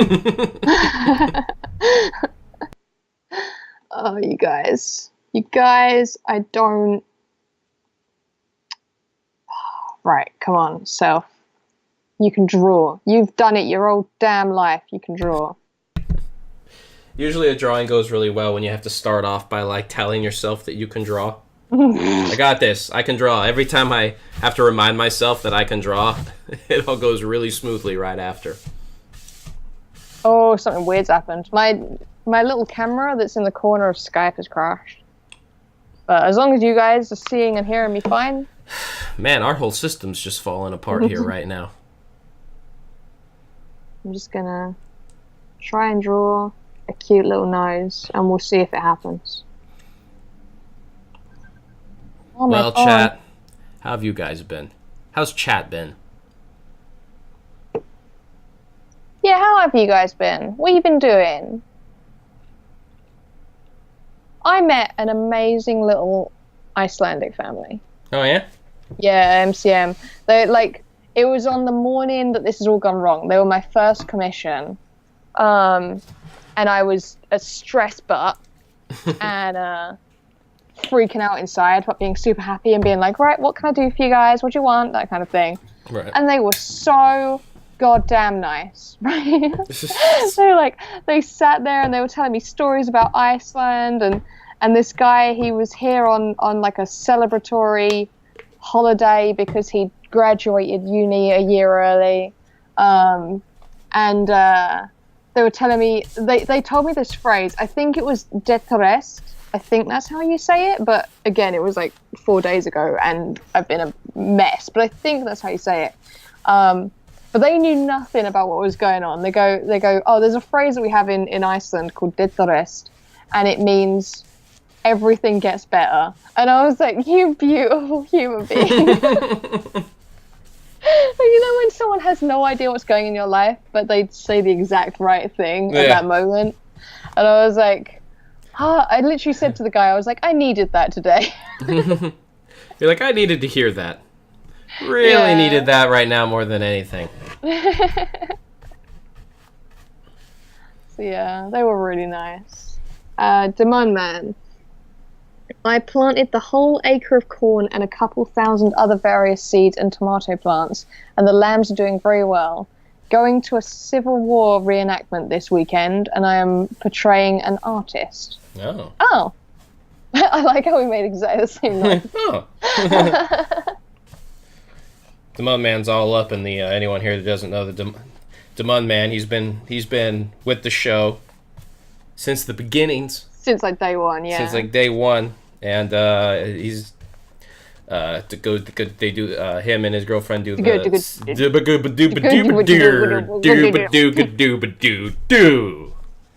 Thanks for joining us. Him and his girlfriend do a Civil War reenactments, and they get all costumed up, and they make epic costumes. They make epic costumes. And yeah. And he has lambs. Little baby lambs. Lambs are cute. Lambs? Yeah. They're pretty terrific. Yeah, we don't need advice to do with, like, what to do for security and stuff. We've had the police around. The fire department have also given advice and stuff, because we have, like, a fire hydrant thing, like, right outside of our house. Mm-hmm. So anything where like a car is parked in front of the house can affect that and things like that. So we've had them all around. We've got like a whole ton of like worksheets about this is how things help, these are how things don't help. So yeah, don't worry about that. Serious question. Why would anyone want to reenact the Civil War or any war of that matter? Why would you not want to? It's more of like it's more, you got to think of it more in the perspective of history buffs. People that are more, Is it a rare thing for you guys to have, like, history reenactments? I mean, pretty much the only ones you usually hear about are, I mean, sometimes they'll do, like, kind of Renaissance fair things, and then, and then there's, like, you know, Civil War, just because it obviously was a big part in American history, and then it just tends to be a lot of it is kind of like a history buff kind of. Right, because we have a lot of castles in the UK. Yeah. So it's quite common to like be near a castle and see a reenactment going on. Right. I mean, we might have that in some places. I don't know. A lot of that's actually, I mean, you might have like a little western town that has their little shootout thing in the street or something, but I think a lot of it's also kind of East Coast things, because a lot of the history in the U.S. so much, I mean, the oldest history of it was on the East Coast, so.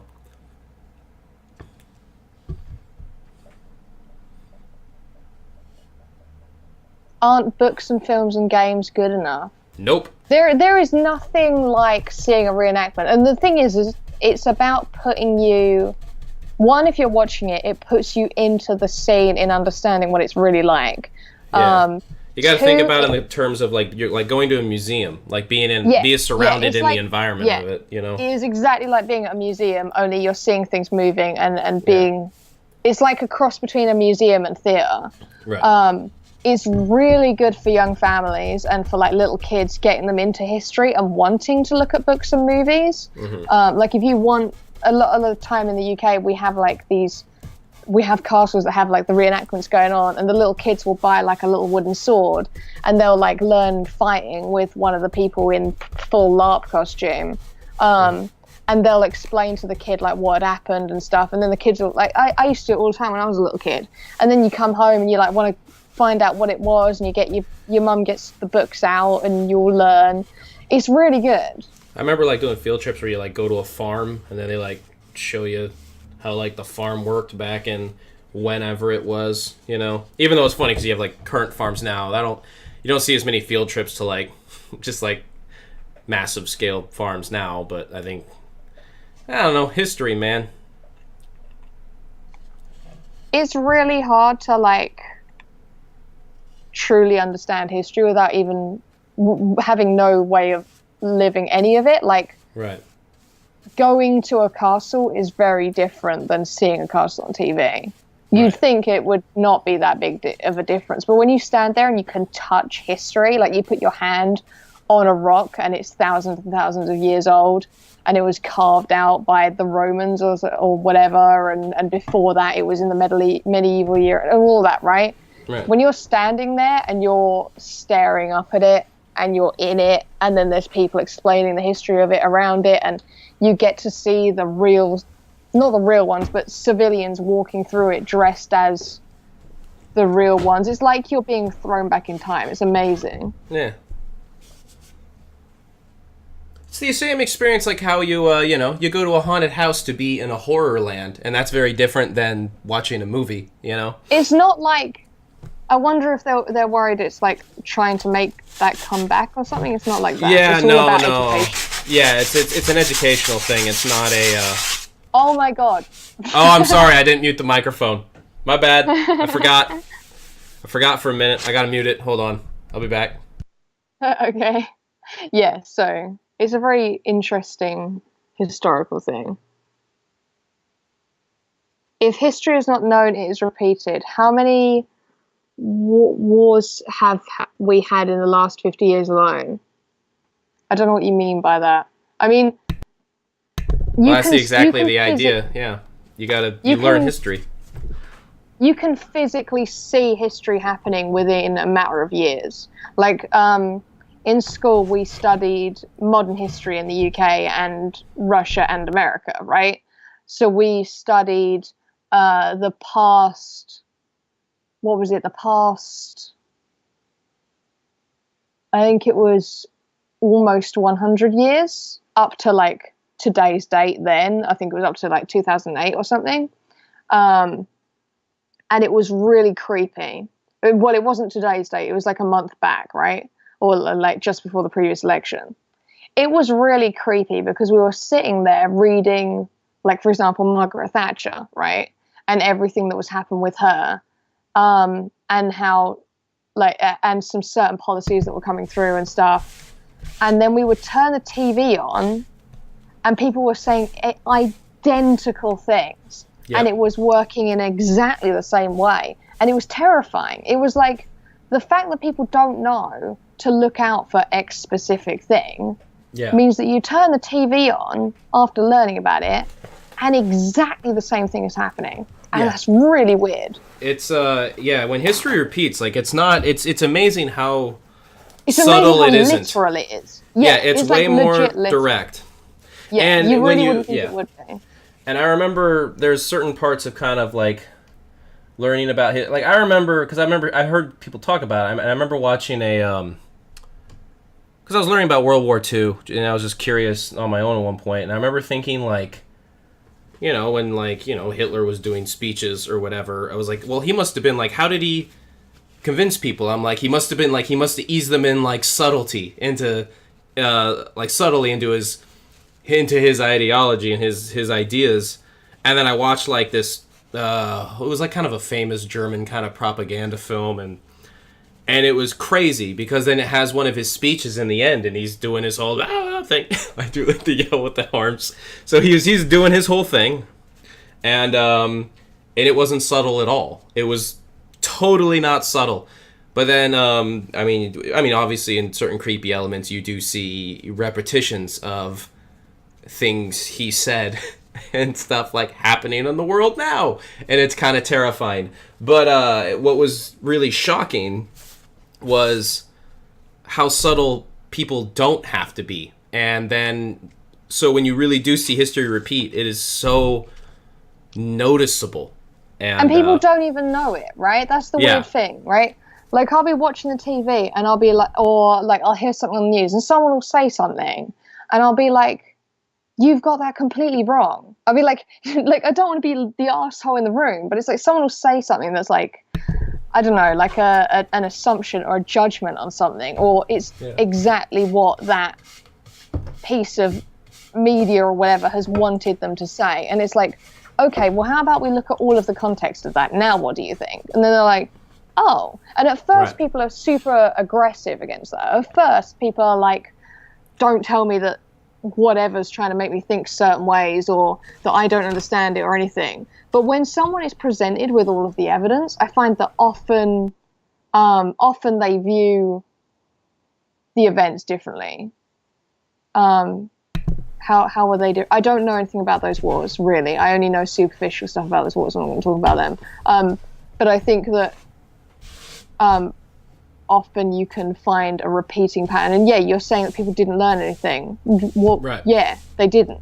That's what we're trying to say. Like, there's enough of people, a large enough group of people that are not bothered to be interested in politics or social makeup of the world or anything like that, that they don't bother to learn any of it. That's why it's so important that we have whatever historical context we can being appealed to younger generations, so that they grow up wanting to learn about history and wanting to learn about critical thinking. And hopefully those people who think like that can become the majority, rather than people who are like, well, I don't want to deal with it, it's too much for me, I'm getting out of it. And then history repeats itself again and again and again. You just see it happening.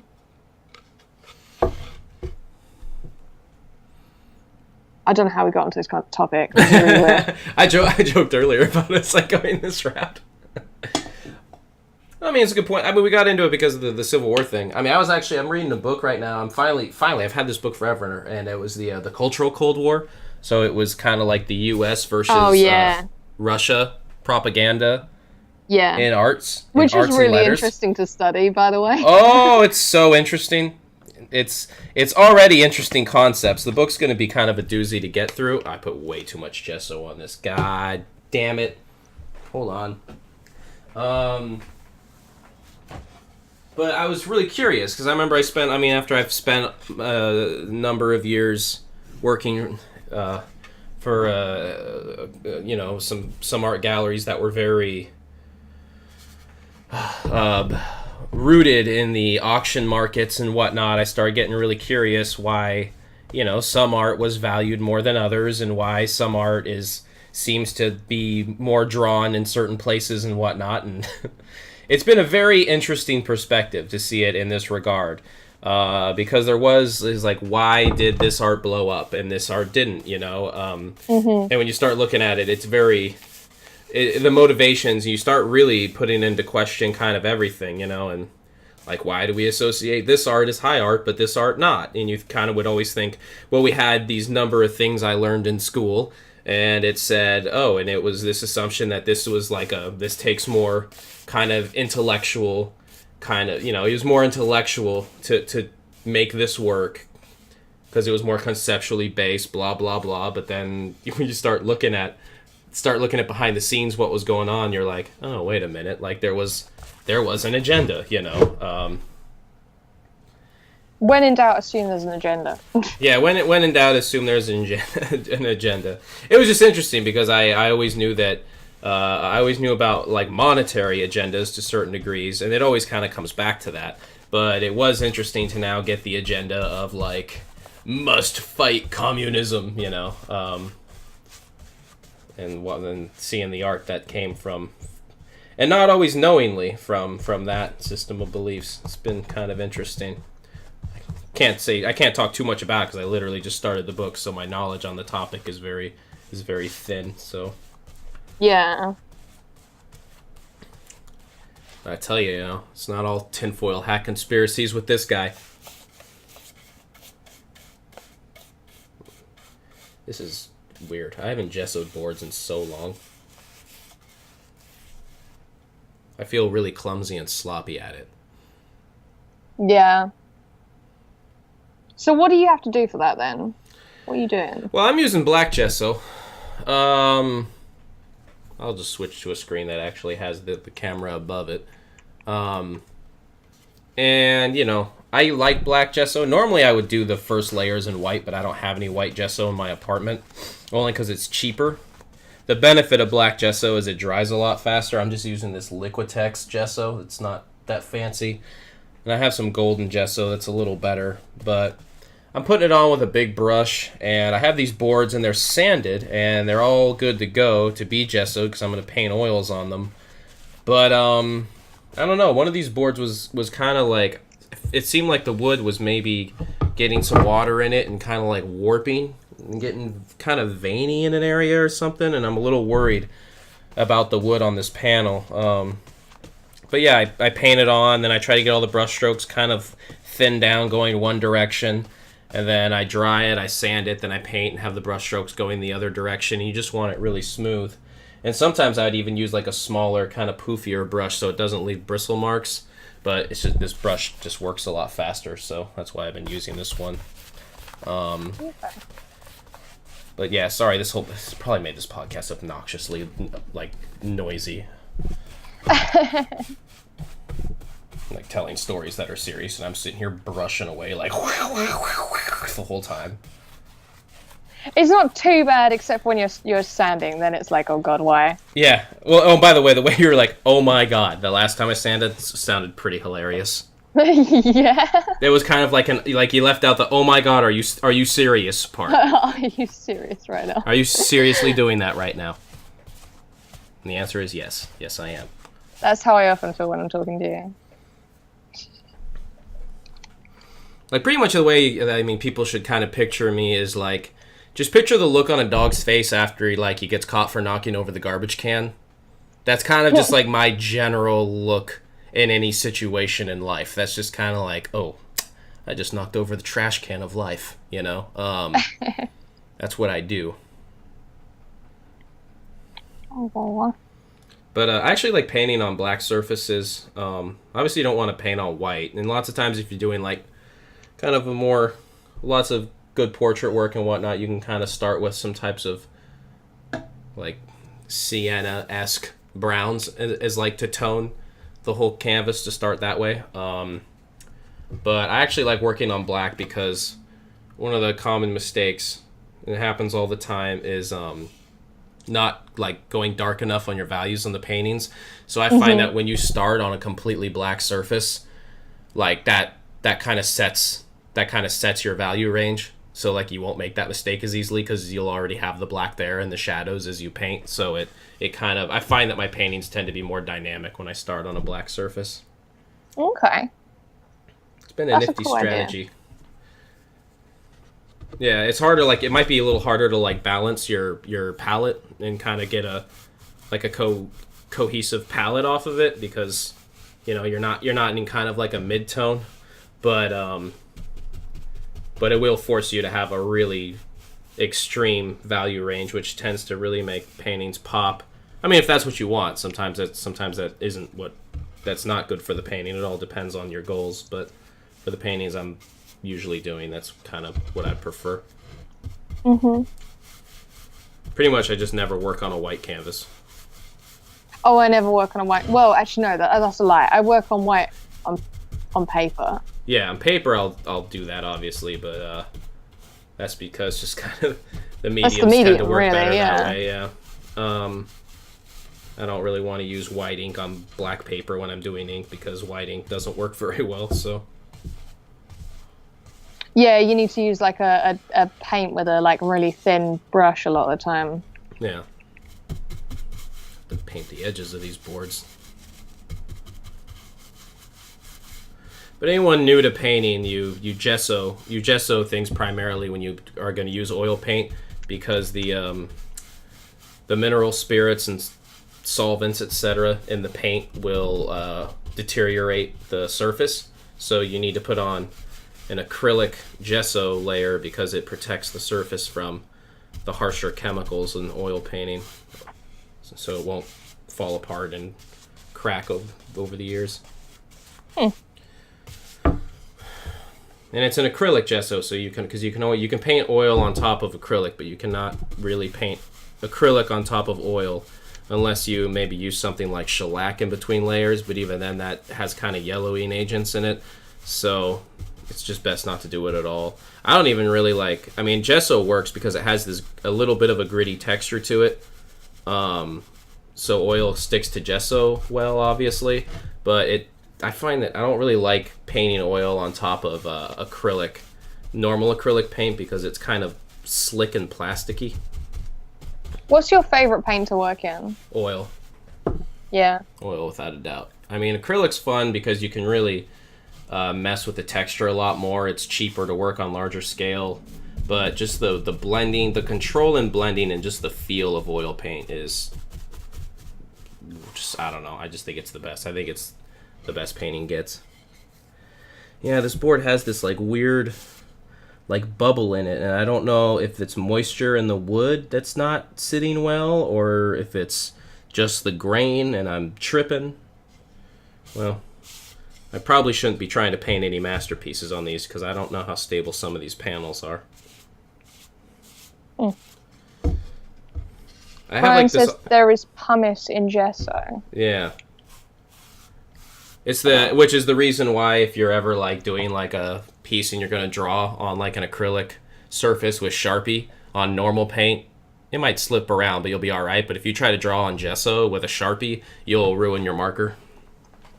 Oh really? What does it like? Scratch it down? It like clogs up the felt tip. It just like gunks it up, you know. It gets all in there and it makes it clogged, and then it doesn't really draw anymore.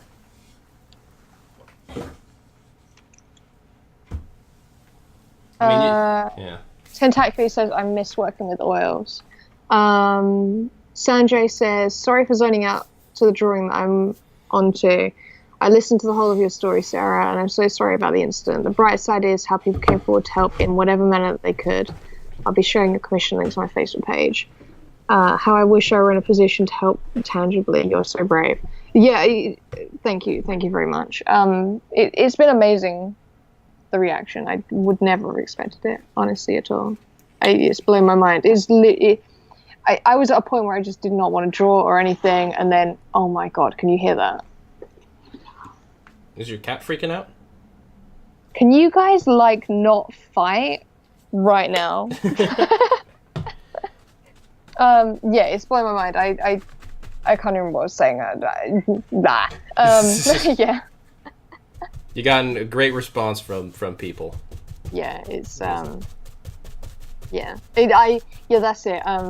I was really struggling to even want to go and draw, and everyone's brought my smiles back. I guess that's how I can say it. I don't know. I'm very tired. I haven't slept very much. You're like, I haven't slept much, and when I am sleeping, I'm not sleeping well. Yeah. I'm not the worst in the family. There's other people in the family who are struggling quite a bit more than me. Jasper. No, I'm just kidding. Jasper is chill as buzz. Jasper's been asleep for, I think, 10 days now.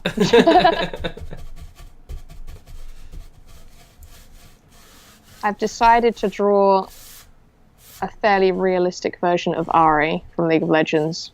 No particular reason why. It was just the one that started to stick, I guess.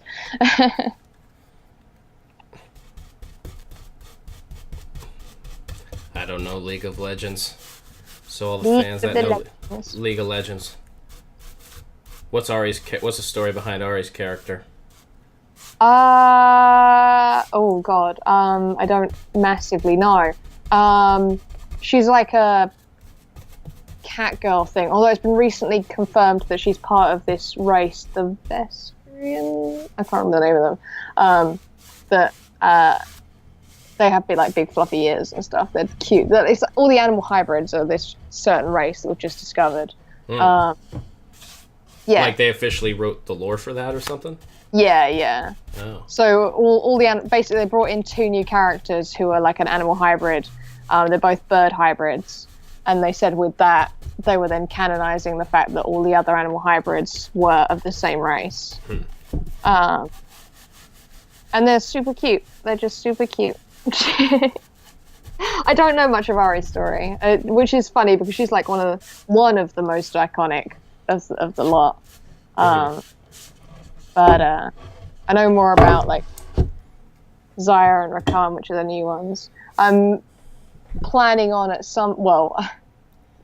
Obviously, I'm a bit in money trouble at the moment, but at some point, possibly next year, possibly October if I can earn enough, possibly next year if not. Myself and my best friend, we're thinking of cosplaying as Zaya and Rakan. So if anyone's a League of Legends fan, you guys can come find us. We'll be adorable. And everyone will ask if we're dating, and we're like, no. Are the characters dating or whatever? Yeah, the characters are like the first like proper legit couple. But they are amazing. They're so fun. And we've just been playing them. Like, as soon as they came out, both of us were like, right, which one are you getting? I'll get the other one. And then we've just been playing constantly as the two characters. So now it's like, oh, I really want to cosplay them. But I know that, like, we'll get to MCM and everyone will be like, oh my god, you make such a cute couple. And we're like, no. Nah. I think we'd probably drive each other mad if we were dating each other. Be bonkers. It's interesting when you like when you think about people in your life and you're like, what would we be like? And you're like, nah. Nah. Well, considering most of the people in my life is like, oh, what would it be like? Well, it's like, well, I guess I would be gay. Because that's yeah, all my friends I know, are right? dudes. Yeah. It's like that would be, then my mom could be the proud mother of a gay son, which I'm sure she'd be excited about. And then, yeah, that's about it. I like it. Yeah. That's all I got. I imagine pretty much everything else would pretty much stay the same. I always ask my boyfriend, like, weird questions like that. I'm like, if your best friend was single and you were single, would you be with them? And he's like, my best friend's a dude. Yeah. Don't get me wrong. Don't get me wrong. If I was, if I was gay and then, and then I, happened to end up with one of my best friends, well, that would just be fantastic. But alas, I'm not. So I have to, I have to, say awkward things around women and just be that way,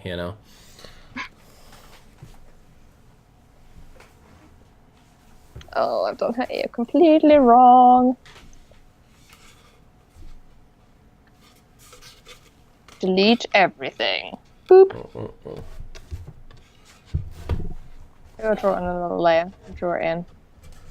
I know why I'm messing it up. God damn it. Self, you know what? If you know why you're screwing yourself over, just fix it, right? I was deliberately trying to avoid the edge of the canvas, but I'm working digitally. I might as well just make more canvas. Yeah, you can do that. Because that's the thing, visually, if you start getting to the edge of the canvas, you'll start messing up all the proportions. Yeah, that's what I was doing, exactly. And I was just like, I can't, it's like 2 clicks. It's like, just do it. I love it with, like, those little moments of making art where you're, like, too lazy to do this just most simple things. Like, I don't feel like rotating it, Yeah, I know, right? I don't want to sit properly. Tentacular. There's one regular poster in Reddit gets drawn who always posts crop forehead, out of focus, sideways shots. I really wish it were a troll account, but I think it's genuine. Aww. Do they get artwork? Do they get artwork? Because if they do, then they'll just keep doing it. You got to teach people the hard way, guys. Yeah, you got to not draw them. There used to be, I don't know if you still could, but I remember you used to be able to say, like, if there was things that could make the photo better or something, you used to be able to comment that. Yeah, that used to be a thing. Just so people could kind of, like, you can kind of give people a heads up, like, hey, no one's drawing this, I think it might be because your forehead's cropped or something like that. As long as it was, like, respectful, Although, they've got that haven't they got something like that in the FAQ now? So people would just be like, read the bloody FAQ? Yeah, but people don't read instructions. They're trained to not read it. We'd be reading terms of service agreements otherwise. Yeah. But I don't know. I don't think anyone's ever read one of those.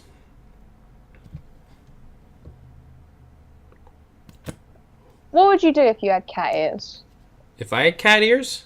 Yeah. But like everyone else didn't have cat ears? Yeah, you're the only one that has cat ears. Oh god, probably wear a hat because I just wouldn't feel like explaining it to people. No, it would be so cute. I mean, they have it out sometimes, but I don't know. You have it out for like special days. You're like, hey. Yeah, well, I mean, I can just imagine some of the crowd that, it'd be all over. I don't know. I guess, might as well just like go on Tinder. Let's just see where this goes. Well, come to MCM, everyone would just think you're normal. Yeah, I'd be normal in that environment. I would only go to conventions just so I would fit in. Yeah. And then, like, I'd have my cat ears, and then I would just, like, some dude would be at a bar, like, what's up with the cat ears? And I'd be like, it's because I'm a pussy. And then he'd be like, that was, okay. Want a beer? What's the weirdest interaction you've ever had with a stranger? I know. I have a story. One of those. I have one. Yeah? I have two, because they happen not far apart from each other in Salt Lake. I'll do the short one first. It's late. I'm going to a burrito place to get like a breakfast burrito at like 2 a.m. This was in Salt Lake. This was just what I did back then. I pull up to the place, and it seemed to be closed. I was like, oh, damn. And then I noticed in the back of the lot, there's a guy, like, looking through the dumpster. And I was just like, what? All right, And then he starts walking at my car, and I'm like, oh, this will be good. He's like, hey, you have a cigarette? And back then I smoked. I was like, yeah, I give him a cigarette. He's like, oh, yeah, thanks, man. And then he's like, yeah, I left some puppies in the dumpster, but they're not there now, so I don't know what happened to them. I'm kind of worried about it. And I'm just like, okay. Oh my god! And I'm like, why do I go out at night? Why didn't I just stay home? I don't even know what to think of all that. Everything I just heard. That's horrifying. Yeah. No. Oh my god, why? Think of it this way. Clearly, a guy that leaves puppies in a dumpster, you don't want him to have the dogs. All right. So because this is actually a happy story, and I can walk us through this. We don't want him to have the dogs. Someone that cared more probably heard the dogs in the garbage, and then they took them. Oh god, I hope so. And ended up somewhere better. They didn't. There's no way that trash was emptied, because he put it in that night and it was like still full. Oh right, okay. It wasn't emptied. We don't need to worry about that being the case. Oh god, I thought they'd died. No, I don't know why. I didn't want to know why. I just wanted a burrito. That's all I wanted that night. I didn't want to go home and then think about all the permutations of how this story happened. All right, story 2. It's funnier and not as terrifying. I'm in a movie theater, and I walk into the restroom, and I'm using... Hear me out. It's a funny story. I know the stories that start off in the bathrooms are kind of rough, but I'm using a urinal, right? And I just hear behind me, I hear a guy go like, hey, what's up? And I'm like, I don't look. And he's just like, how's it going, man? And I'm just like, what? So I turn around, and then a dude was like talking to me. And like, there's kind of like a rule, in the men's room, like when dudes are taking a leak, we don't we don't have conversations with each other. Unless we're at a bar drinking, and then it's funny. But for the most part, we keep to ourselves, So I'm like, all right. I'm just like, I'm good. How are you? And you got to remember, like, my personality is if I'm in a situation and someone's kind of weird, I have this tendency where I'm like, I want to see how far this goes. Like, I just want to... I have this thing where I just, like, I want to see what they will say if I totally just immerse myself into their world. Yeah. Because I'm like, why not? Like, the universe gave you a weirdie. Like, why waste it, So I'm just like, oh, nothing much, just hanging out, man. How are you? And he's like, oh, dude, I'm pissed off. I'm like, oh, why? Like, yeah, let's keep this going. Let's find this right. And then he's just like, he was like, oh man, me and my girlfriend, we were watching this movie, and we wanted some guy in front of us had popcorn, and we wanted some popcorn, so we asked if we could have some, and they looked at us all weird, and I'm just like, hold on a second. You're like on the date with your girlfriend, and then you guys both decide that you want to ask the dude in front of you for some of his popcorn? I'm like, oh my god, that's so weird. And I was just like, oh man, yeah, right? And he's just like, it's not a big deal. Why did they like get like an attitude, And I was just like, yeah, well, what's their problem, right? And then he's people, right? And then he just goes, and then I thought that'd be the end of the conversation. And then he just goes, oh man, I'm in love, though. It's great. I'm like, congratulations. I'm, like, still peeing, Right. And I'm just like, hey, congratulations, that's fantastic. He's like, yeah, girlfriend's great, and I didn't do anything to the guy because like I knew she'd be upset, and she always said I needed more discipline, and that's why she got me into karate, and that's why I realized he's wearing a karate gi, but just the shirt, not the pants. Right. So he was in the restroom when I got in there. I just didn't really pay attention, but he was standing there. So he's just standing in the restroom fuming about not being able to eat someone else's popcorn in a karate gi, like locked and loaded, and then he tells me that story about how he needs discipline. She got him into karate classes. And then by this point I'm like done, and I'm like, all right, I need it done. And I go up to like wash my hands, and he just like intercepts between me and the sink and he was just like, oh, I don't remember his name. Like, I'm Rick. And then like shakes my hand. I'm like, hi, I'm Mike. Oh. Like, I'm going to wash my hands now. Yeah. Yeah, and I can't remember. This happened a long time ago. There was more to it, but I remember that being a particularly odd interaction. That is so weird. Yeah, I run into a lot of weird people. I'm sure in a minute I'll think of some others, but I have a way. Like, if I'm in a room and a weird person walks in, they'll probably like look at me and be like, oh, right there we go, that's my guy. And they'll like come talk to me. I don't know why. You just have a friendly face. It's your sad eyes. That must be it. They must be like, well, this guy knows. And then then they come to me. How about you? What's the weirdest people you've interacted with? Oh god, I was trying to think of one that isn't like genuinely terrifying. Right. I'm not sure.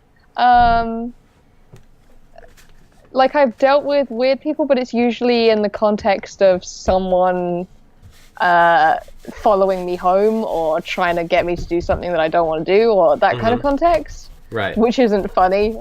Yeah, that's just scary. Yeah.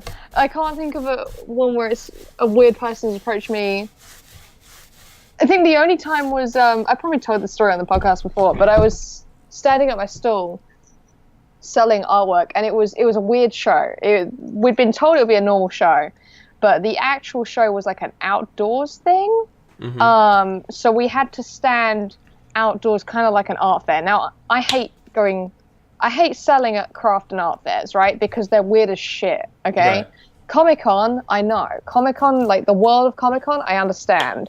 And I know what weird stuff's going to happen. Craft fairs and art fairs have a new level of strange. Like, when strange shows up, it's just random and you don't know what it's going to do, right? So I was standing at my stall, and it's literally like in the middle of the street. It's so weird. And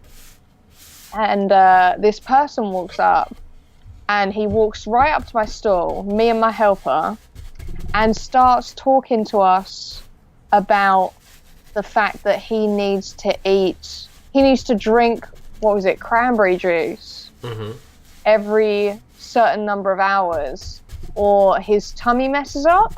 Right. Like in the middle of nowhere, right? Like, we're just standing there. I'm like, would you like to buy some artwork? And he starts this conversation and then carries on with his life and just carries on walking. And I was like, that was really strange. I don't know. I love, like, I just have this thing with like weird situations like that. I'm just like, I love this. Like, I'm like, if a person doesn't like being around, like when if a strange person's around, I'm like the worst to be around, because I'm like, no, we need to know everything about this person. This person is fascinating. And like, we are going all the way down the rabbit hole. No, the thing is, I'm like not the most socially adept person in the universe. Right. And when someone comes up to me who's like weirder than me, I'm like, I don't know what to do right now. Right. Whereas like MCM weird is like normal to me. I get that. I know that world. I know how to deal with it. Mm. It's like real life weird that I don't know what to do with, because I'm not used to being a real life human being. Well, I mean, real life weird is, I mean, that's the whole thing, is it takes you out of real life. I met this one dude, and he was an artist, and in the collective, I joked about, I got to go after the hippies, and before, this dude wasn't a hippie, but this was in that collective in the time, and I had just moved out here, and I remember I met this one dude. He's a really nice guy, and then, so they had apartments above the art studios, and he just goes, he's like, oh, hey, hang on, we were talking about music, and he's like, oh, I'll show it to you, like, come here, check out this song. would go into his room, and he always was like, a little like, strange, but most artists are. His room is totally trashed, like smashed, everything smashed, just like on the carpet, stuff mashed on the floor, broken glass everywhere, paint all over the walls.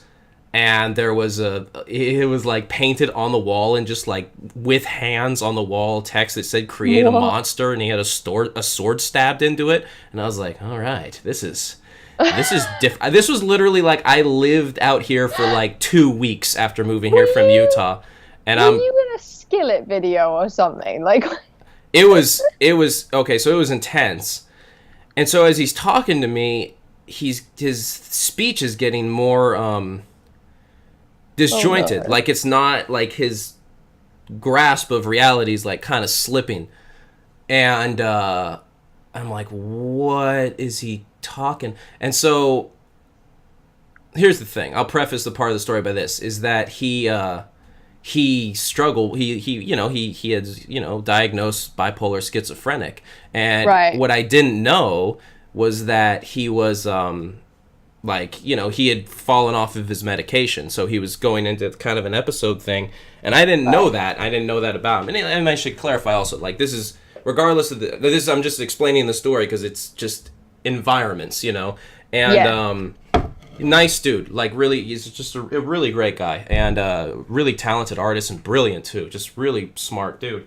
And but I did not know that he had kind of fallen off this episode, So he's talking to me, and he's kind of just describing these kind of abstract kind of concepts. And I had just met him at the time, and he was like kind of smashing things and talking about like the integrities of the object and whatnot. And anytime he'd smash something, he'd throw it under a curtain that was over like a pile of, I don't know what was underneath it. And I'm like, all right, like he starts to like, it'd be really kind of sporadic. He'd be like, what about this? Like I want to learn about this object. So how do I learn about it? I have to learn like how it's made. And he'd smash it. And he had at the time like a big Mac, like a big iMac screen. Oh, right, yeah. And he's like this. He's like, I don't know this computer. Like I don't know what it is. And I don't remember what he exactly was saying. It was, but I was intrigued. And then he takes his sword. He just smashes the computer right there as it's on. And I'm like, whoa. And he's like, and he goes, this is like my best art piece right here. And it was his diploma from Stanford, and he's like, this is my best art piece. This is the most expensive. He's like, I would sell it, but I'd only sell it for, and then like whatever the cost of the education was. And then he tries to stab a wooden stake through it. I'm just like, whoa. And then it was this point, like, I thought I was just in a performance art piece, like to this day, it still was kind of like, this might be the most intense kind of art experience I have ever witnessed. You gotta remember, this wasn't just like 15 minutes. We were hanging out for like 3 hours. Oh my god. And then eventually roommates came to like check on him, and there was a whole bunch of kind of like roommate drama stuff I didn't know because I had literally just gotten there. And they so they were worried about him and this and that and all this stuff. And all I remember is that day. I mean, I'd seen him later, and he's fine. And but all I remember that day is when I left the room. When I left the apartment after just all sorts of stuff was going on, you can imagine, he was sitting there, and he had gold paint, just like a stripe of gold paint down the front of his face, and he was just drinking Tabasco sauce out of the bottle.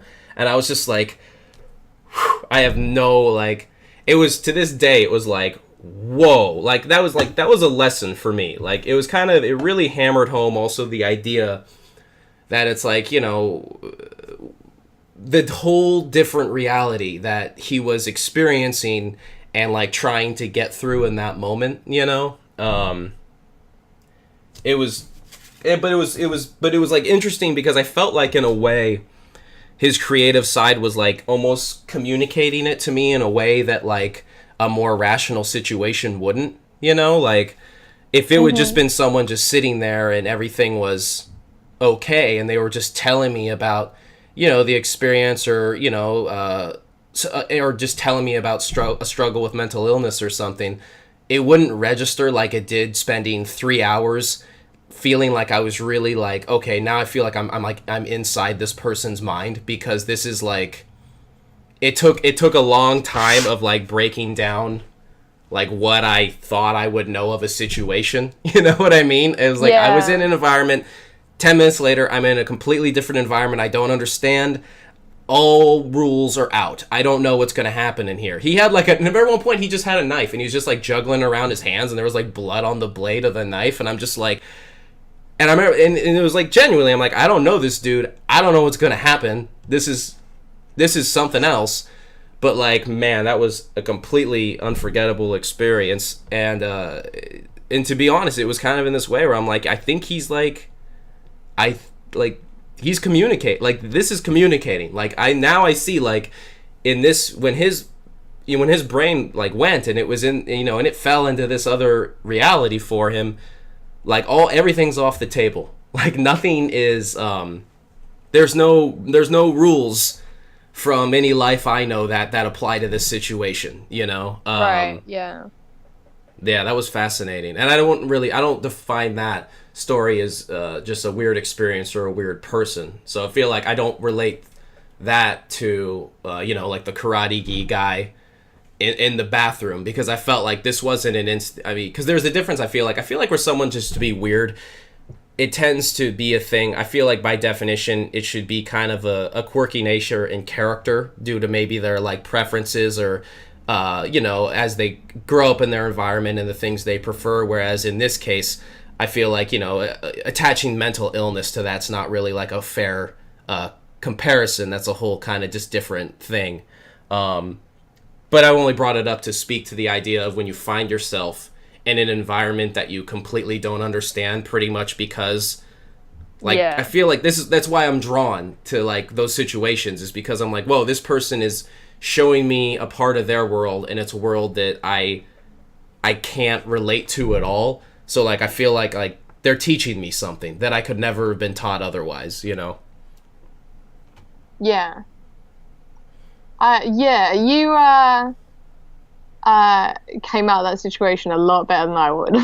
Like Ryan Sheldon, I don't think your danger sense works properly, Mike. Yeah, I mean, I don't know. I don't know if he's violent, actually. I don't know if he's ever been in a fight before. I really should have been more concerned about my safety. I've actually been in a...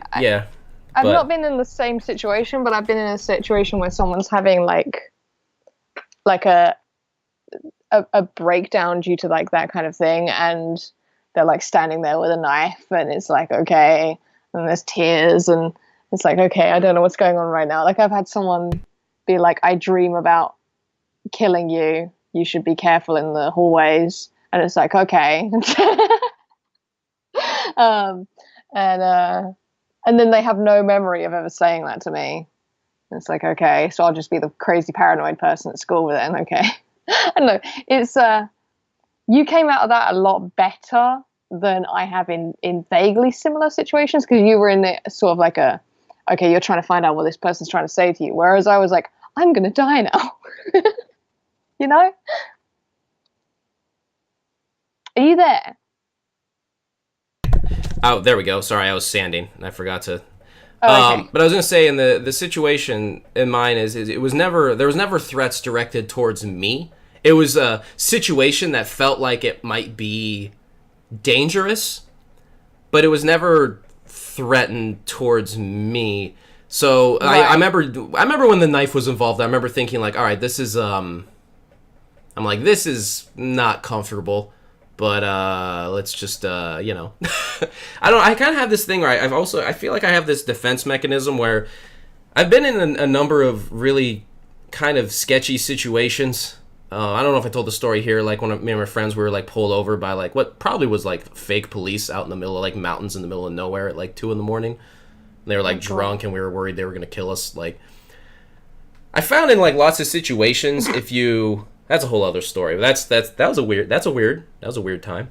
I don't think the weird weird. I don't know, the weird doesn't have to be terrifying. I like silly weird, like Karate Gi guy. Yeah.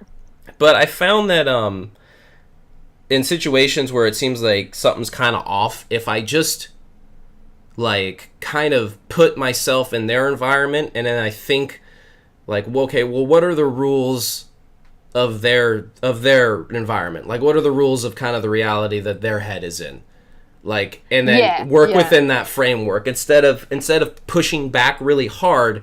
You just work within that framework to kind of like be like, all right, how do we how do I push the situation where I am in their rules and within their framework, and then and then I can just find my time to leave in their rules. I was at a bar the other day, and this guy, he goes in there every now and then, and something's off. Like, something didn't, I don't know what happened. He shouldn't be drinking at all. Like, something's not set right. And so he was saying weird things, and he'd get kind of abrasive. But I talked to him for a minute, because he sat next to me, because, I don't know, puppy eyes, right? I guess that's why he sat there. And then he was saying a lot of kind of bizarre things that were kind of intense. And I remember him just kind of like, I remember talking for a minute, and then I just asked questions about him, and then he'd bring up something, and then he brought up about like music or something, and then we related on that thing, and then I kind of just described in his environment, like, you know, he was talking about, you know, the kind of, you know, isolated from his creativity, a lot like we were talking about before, and then just within those parameters reaching out. And then, you know, 5 minutes later, he's just chatting and happy and stoked. It just took a second to get the psychology out of that rut, you know, out of the kind of like that negative kind of thought loop it was in, which usually is a response that happens from dealing with people like that are pushing back, or, you know, if you're scared, then they get scared. Why is this person scared? Why are people seeing me this way? You know? That's so cool. I find that I go super calm in like situations like, oh, there's a fire, or oh, I'm drowning, or whatever. It's something like that. Like, I'll go mega calm in that kind of situation. The moment a person is involved, that my brain's like, this person could be a threat to you, I get terrified. Right. I'm like, oh my God, I don't know what to do. Because I find people very unpredictable, you know? Yeah, they, and that's the thing, is like, there's like a number of those situations, obviously, like I've been in, and like the one with the friend kind of smashing up the room.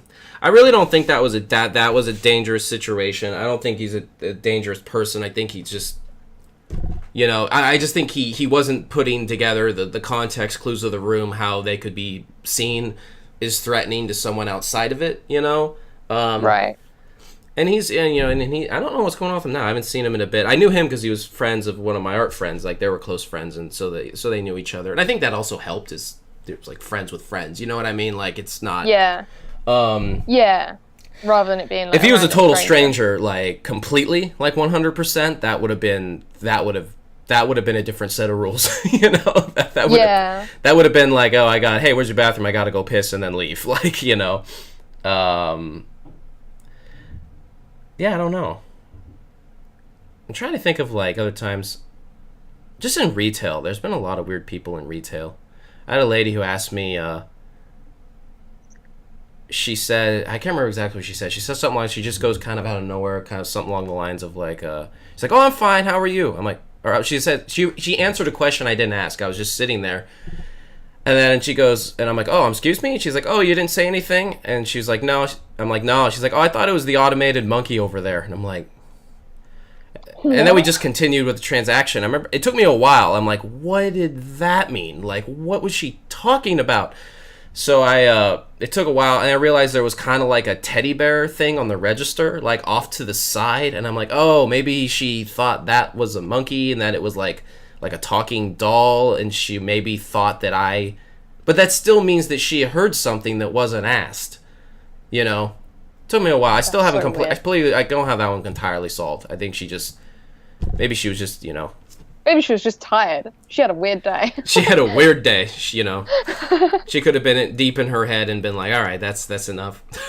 Like Ryan Sheldon's actual image of Mike. What is it?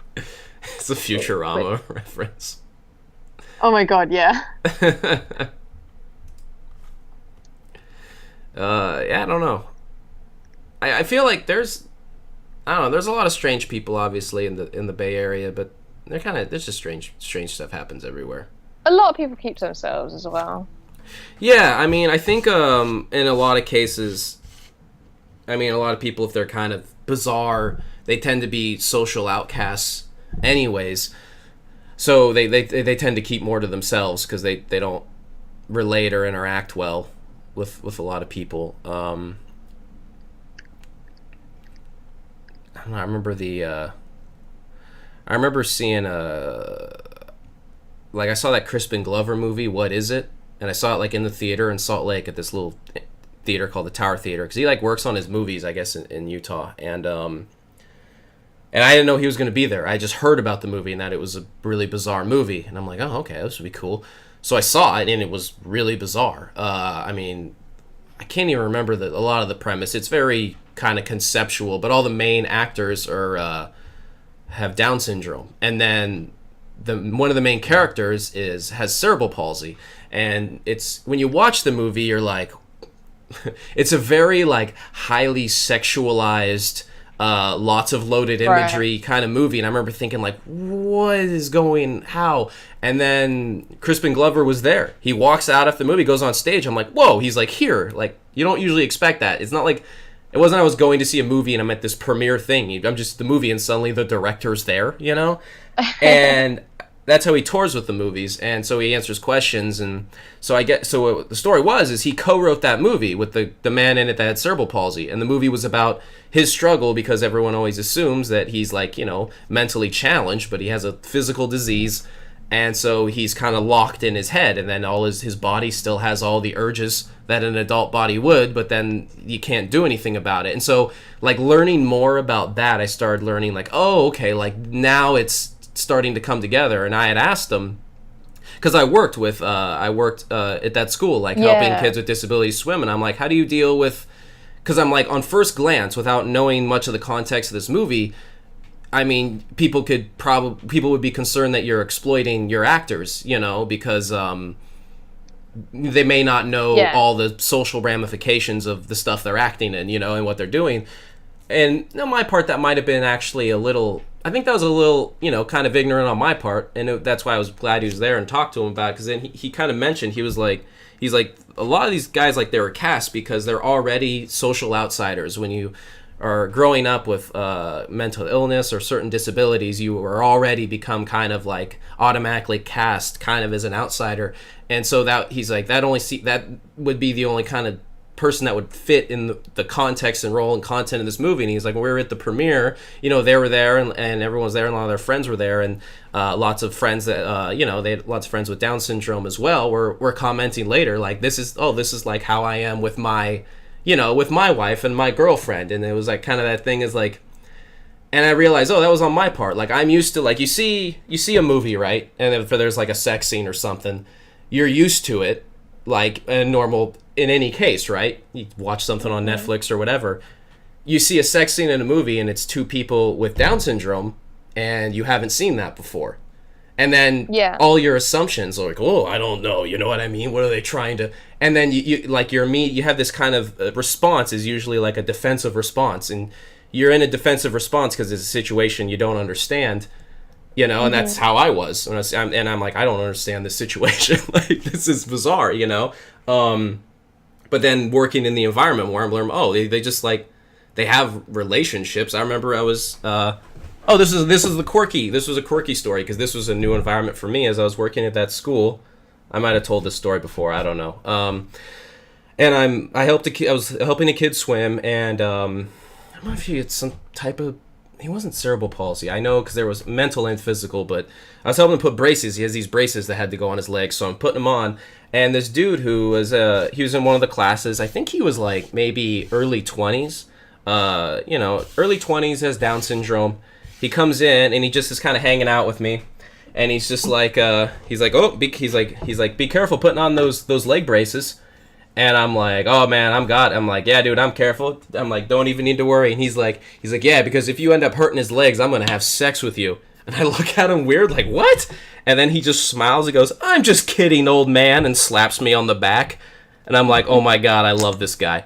And then he goes, he's like, I'm really happy. I'm like, yeah, what's going on? He's like, me and my girlfriend, we're gonna get married. I was like, congratulations. And he's like, yeah, because you know what marriage means. I'm like, what's that? And he goes, honeymoon. He's all excited. And it was just kind of like, ended up having this long conversation, and he kept saying the funniest things. I remember just like laughing my ass off. In particular, I just loved his, I'm just kidding, old man line. But again, it was just like Yeah. funny because it was like that dude. That would have made perfect sense if that dude was in the movie. You know what I mean? It's like, oh, I'm totally out of my. I don't know. I'm just really intrigued by situations where I'm like, I'm completely out of my my realm of understanding here. Mm-hmm. I am getting a lesson, you know. Yeah.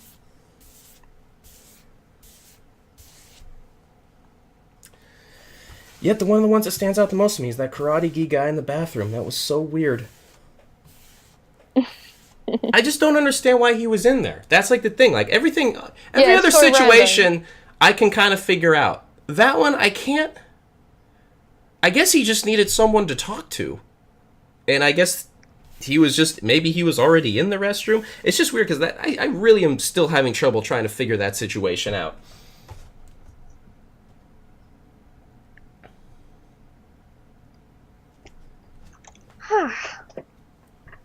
The drawing's coming nicely. Yeah, do you like it? Yeah. Kind of just got in, like, I drew like 7 different attempts at the beginning of a drawing, and then kind of just got into something. So the reference image I was using, I'll bring the reference image down, was that. Oh, okay. God, it's like I don't know how I gotta practice my drawing from scratch illustration skills more. Because I'm not good enough at that, and that's hard to do. It's one of the hardest things to learn from art is to just draw completely from your brain. Yeah. Yeah, and you always had that down. See, like for me, that'd be really hard. You'd mentioned that exercise where you take like a character and you try to draw them in a different angle than your reference.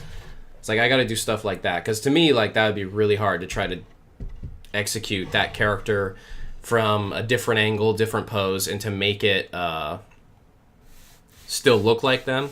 Particularly if it's an action pose. I am not good at gesturing action scenes. I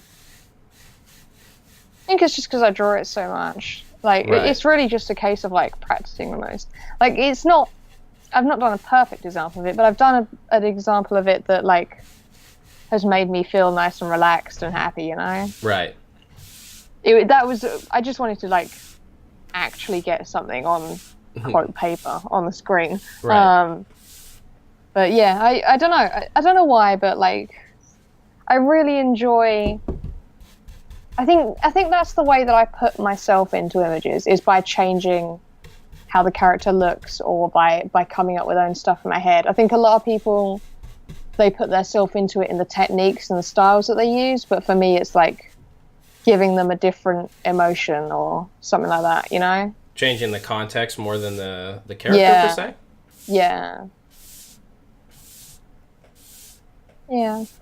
I'm also like someone who really enjoys making like fan art and stuff.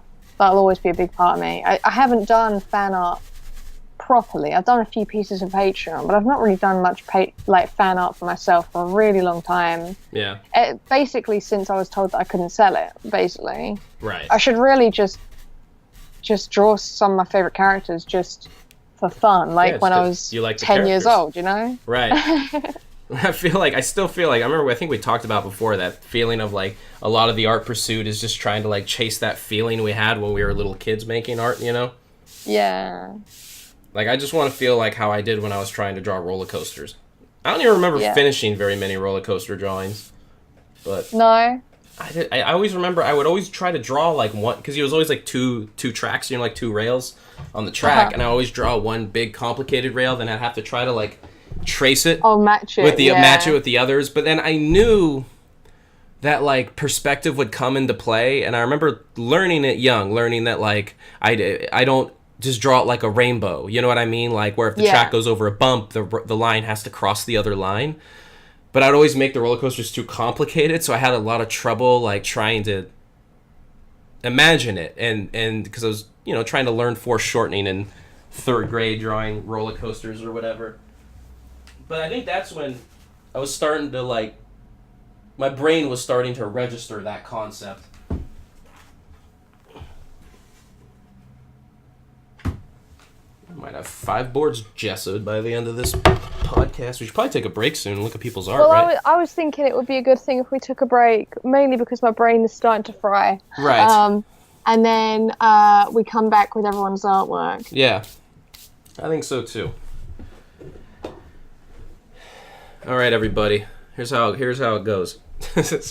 If you're going to be showing artwork, you post it on Twitter, and then you hashtag it DACPics, which you can see in the bottom corner down here, that little post-it note thing on the paintbrush, designed by Obey My Brain. So hashtag DACPics your post on Twitter with your art. If you want us to critique it, mention that in the post, and we can critique it. Otherwise, we will just go through the art and share it with each other and see what we like. Talk about the stuff we like about it, and I wanted to say a quick thank you. Slightly random, mm-hmm. and I'll probably just cut you off right in the middle of you giving instructions. I wanted to say a little thank you to everyone who brought me gifts at the show. Oh yeah. Yeah, there were a few people who brought me presents at the show. Someone gave me a little. I'd mentioned that The Little Mermaid was my favorite early Disney movie. My favorite movie is Lilo and Stitch, but I said my favorite early one was Little Mermaid, and they brought me a little pin of Ariel, like an official one. And then someone else brought me some like Japanese drinks to try out and stuff like that. So, and they had no idea about anything that was going on. So like I just saw a little post come up of like Japanese candy, and it reminded me. So I wanted to, if it, just in case any of them are listening along, yeah, it was amazing that people did that. People are pretty terrific. They are. All right, cool. Sorry, that was totally random. No, that was a good place to throw a shout out. And a thank you. All right, cool. So people get the art up on Twitter. We'll pull it off of Twitter and go through it. And then also keep in mind when you post it on Twitter, this little box that you see below me here, your art will be there next week. So be sure to watermark it with your social media. So when people see your art, they can see your name or your Instagram or whatever, and then follow your artwork and reach out to you if they want to commission you or anything like that. So, yeah, we will see you guys soon. Yeah. Bye. Bye.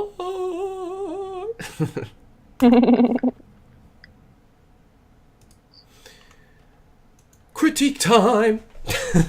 Hey. I never know how to announce I guess I could say, like, we're back.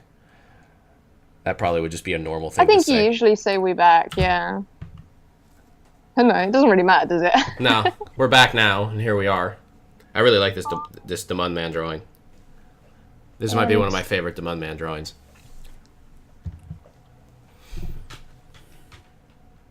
Oh, is this the one with the coffee mug? Yes.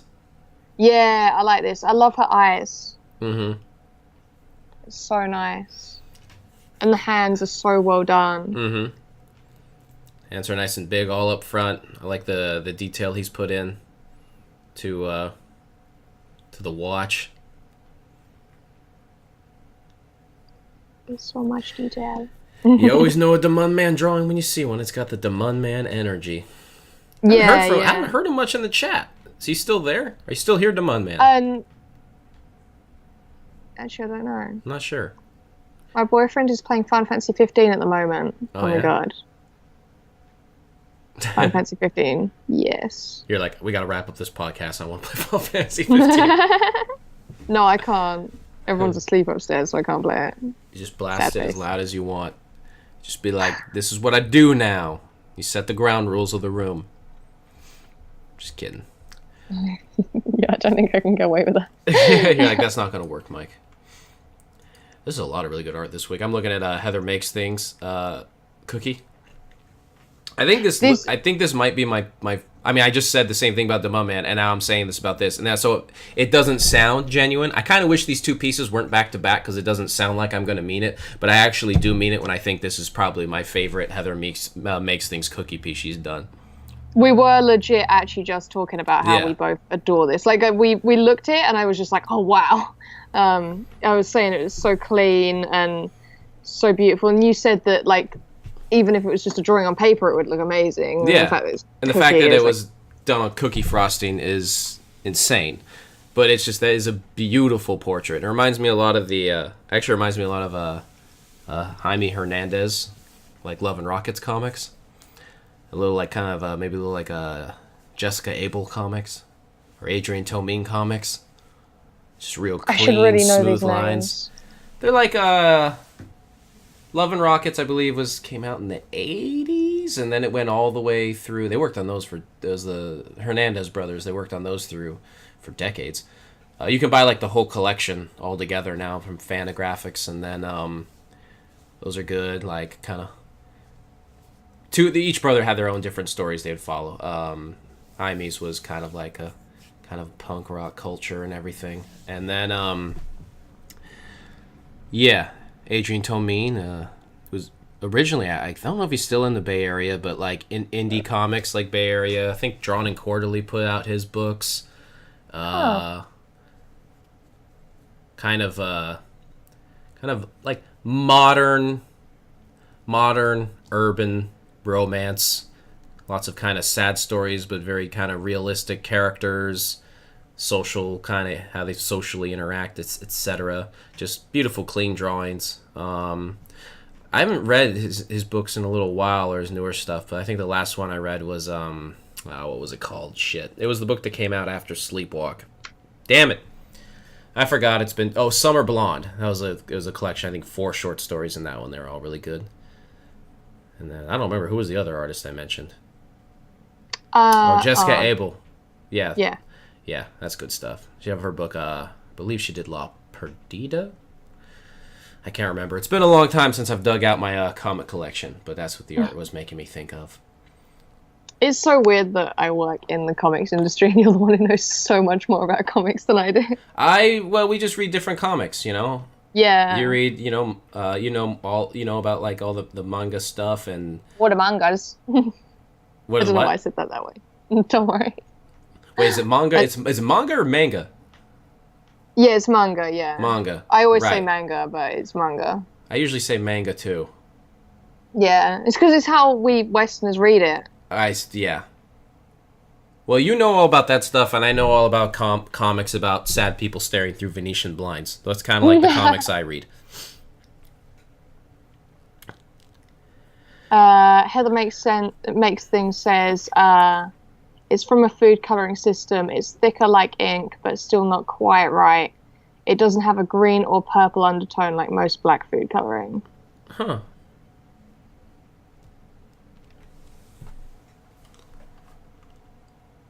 God, the glasses. Just like that, just doing the food coloring, how smooth like the forehead is and the nose.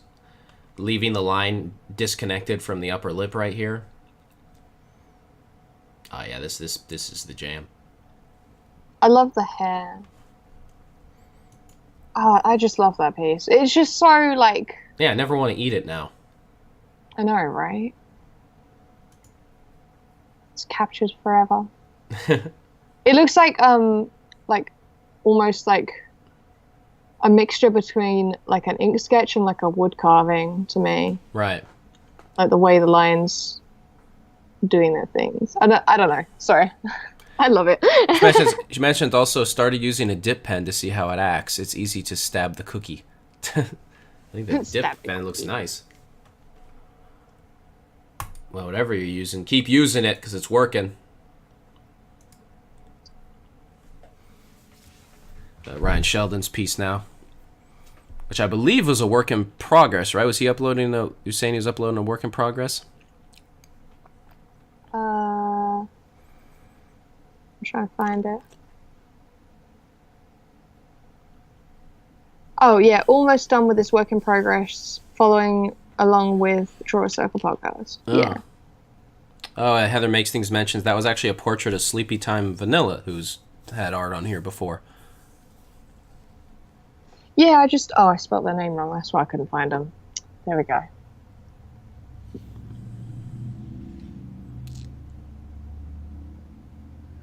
Yeah, I remember Ryan was working on this the last time we were speaking because I said I had a massive thing for like seeing antlers in drawings. Right. Yeah, so we're like seeing this evolve. Damn, this is gonna be a 3-podcast drawing. Yeah. That's pretty epic. I don't know if we've had a 3-podcast drawing done before. Yeah, dude. I have to remember to save the works in progress so we can put them all back to back. I always forget to do that, then I always regret it, and then we never get to talk about it live. I love her eyes. Yeah, I was just like the little spots of blue in all of that red and orange. Mm-hmm. Love that. I'm just gonna be telling you guys how much I love you today. That's what this is. This is the love cast today. That's them's the rules of this episode. I'm looking at Sanjay's drawing now.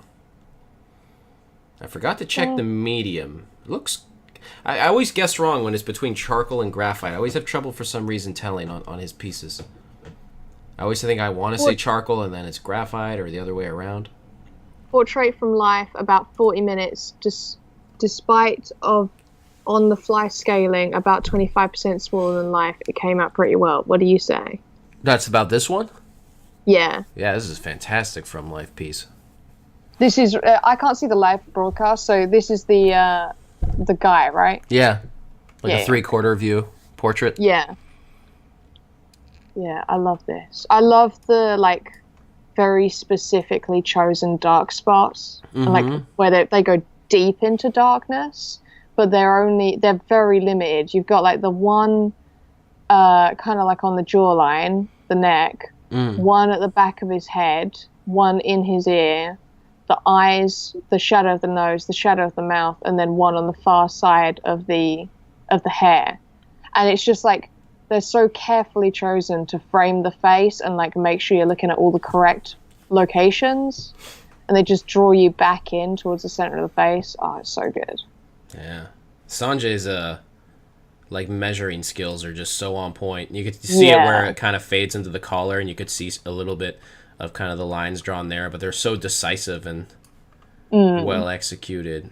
And God, like it reminds me of old like Rembrandt drawings, like the shape of his face there. It's very like very classical use of like kind of drawing materials and dry media. It's really he gives beautiful. me such like a classical atelier style feel to his pieces. It's like looking at a piece from the like just post Renaissance or something, right? It's like you're sat in the studio. It's like a little piece of history, only it's in the modern world. I like it. Yeah, that turned out real nice. I like how the paper's all wrinkled up. That paper. On the edges. That paper's been in the fight. I didn't even notice that. Slam 9's piece is so cute.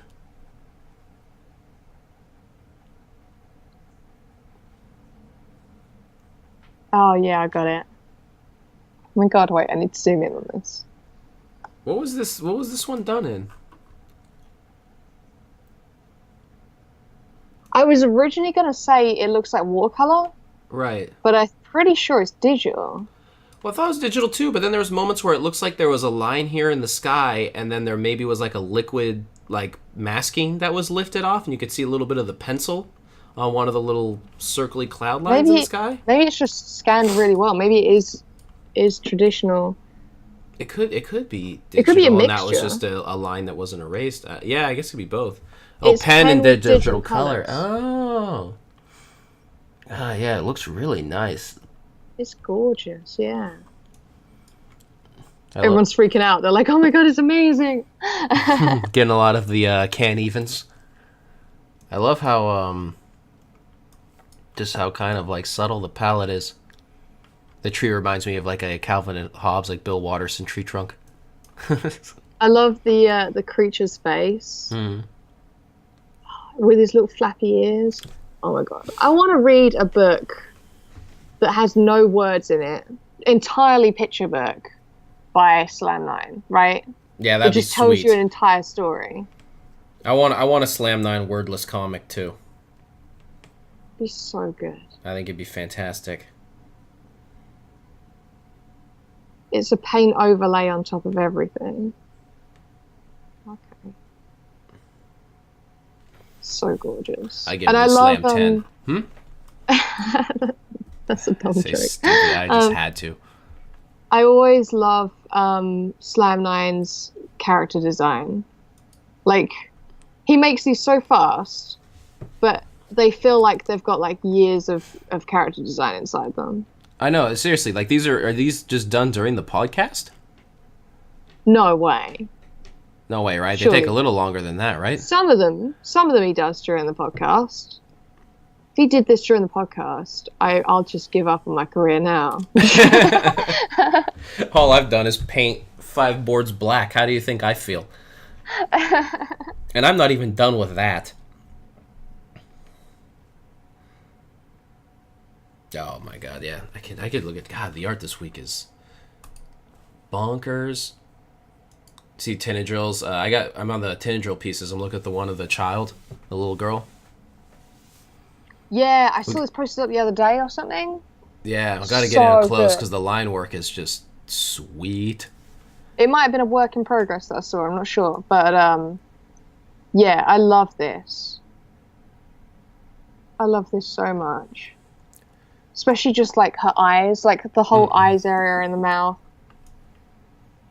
And then when you can see the I like on the shadow on the shirt how the lines like follow the topographic direction. Yeah. I didn't notice that at first. God, the lighting is so good on this piece. Mm-hmm. Like, it describes the movement of the form so well. Like, you can just see every little bit of squidge on her face, right? And it's not forced. It just feels natural, as if someone had just put a light on the piece of paper and it had lit up. Right. So good. I mean, this week, but I mean, you look at like this and then the other kind of classical style piece of Sanjay's, you just look at the way they execute the mouth and the nose. There's just so much shape. It's just done so well. And the reflected light on the upper lip and on the nostrils. Yeah. They're so polished and they're so accurate and they're so, like, both instinctual and very carefully measured. Mm-hmm. So good. The tennis show did the kitty cat painting. Was this a RGD? I like the kitty cat.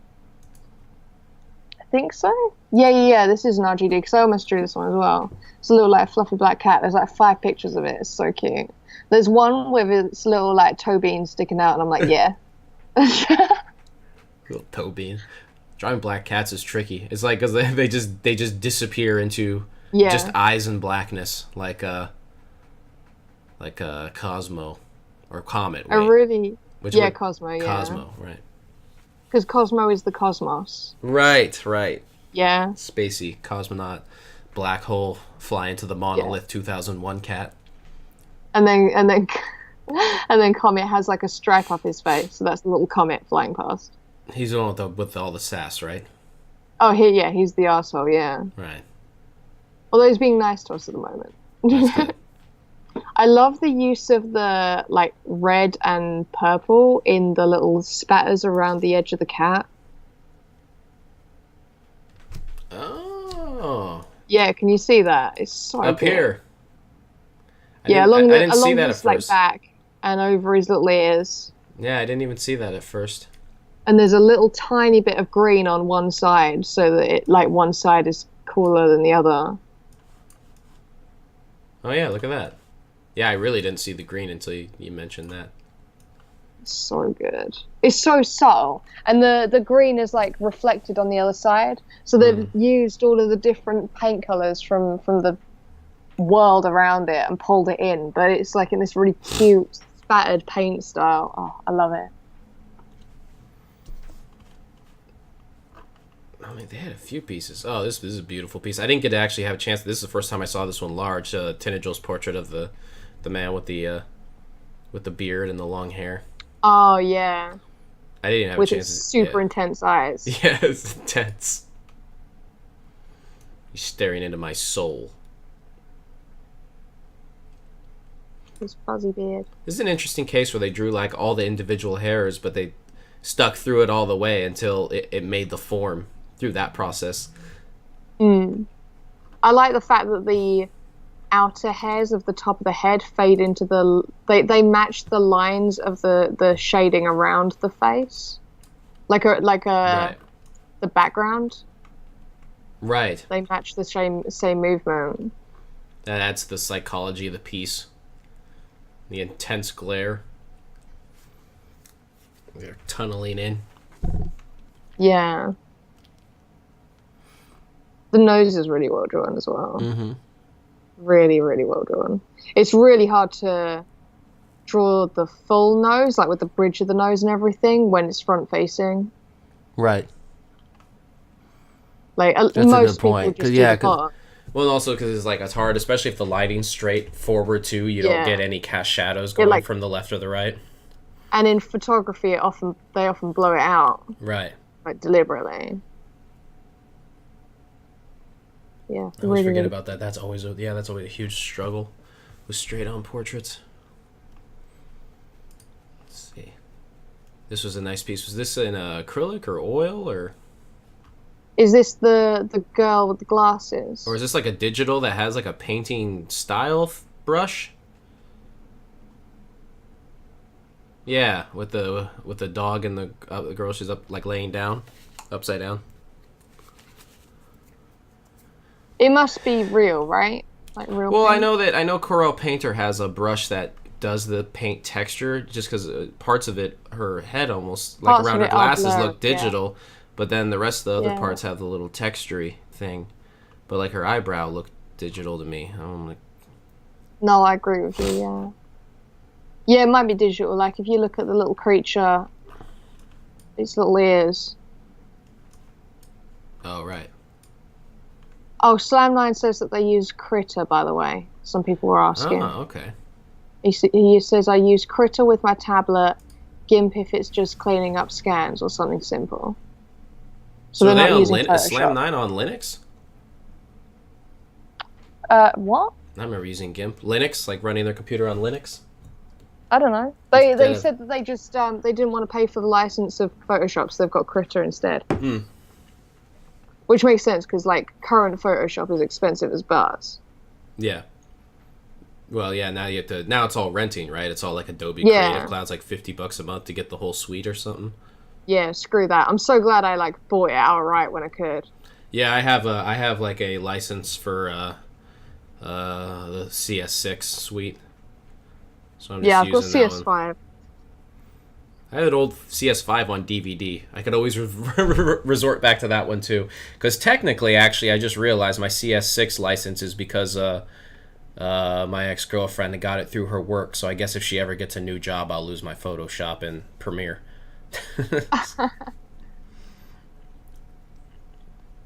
Slam9 is on Linux. Yeah. What distro you using, bro? What you going hardcore? You in Arch, right? You just cozying up to Ubuntu, maybe just chilling with the Lint community, the Mint community, you know? What? Maybe how hardcore are you? I don't even know what you're saying. Just distros, just hanging out, just having distro talk. This is the distro hour. We're doing the Linux Twitch distro stream. I remember being fascinated by Linux for a while, so I was like kind of looking at it, and I was playing around with Linux Mint and Ubuntu. I never learned how to use the terminal though, so I was kind of screwed. I mean, I didn't have to, but I was Ubuntu. Yeah, Ubuntu's that's a good operating system. Runs light and lean. Oh, okay. I know what you're talking about now. We say Ubuntu. Yeah. Oh, you say Ubuntu there? Yeah. Is that how it's pronounced? I don't know, but that's what we say. It's got the little penguins, right? Yes. We used to go to the shops, and they'd have the penguins. When me and my little brother, we were kids. Right. And when we were in PC shops, we were allowed to buy a penguin, and they were little squidgy penguins. We'd come home with squidgy penguins. That's cute. That is how we entertained ourselves when we were sat there waiting for someone to buy Windows or something. Sanjay Not worked by with Windows, Microsoft KDE even. 15 years back. Me, Seven, Baron, I'm not sure how to pronounce the name. They dual boot Mint and Windows 7. Mint, yeah, Mint was great. Was a great distro. I'd used Mint a little bit and Ubuntu, but I kind of wish I had taken the time to really learn the operating system more in terminal and gotten into that world. But it was cool. Like, yeah, Linux is pretty awesome.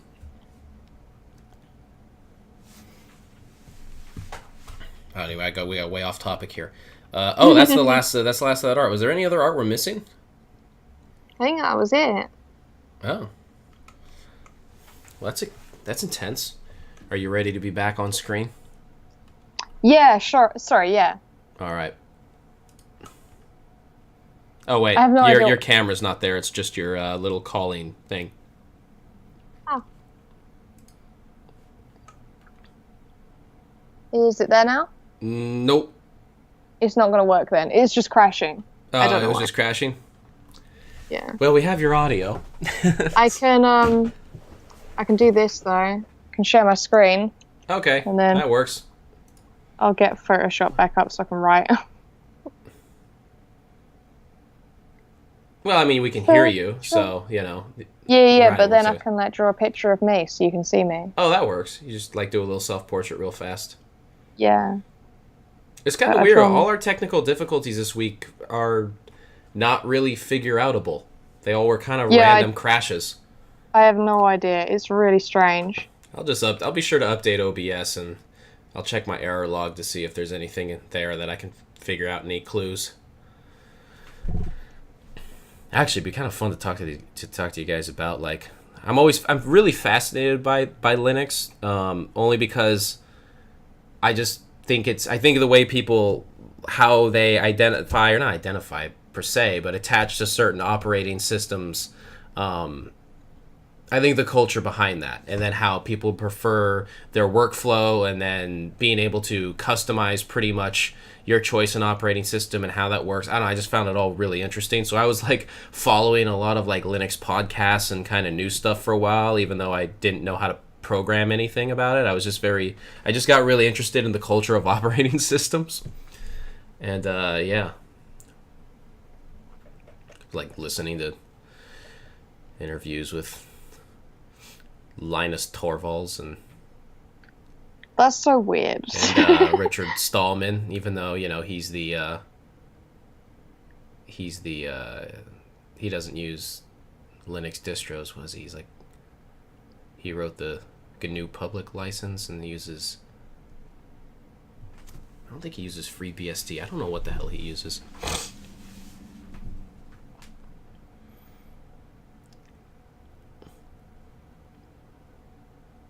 There you go. There's my little me. There you go. Perfect.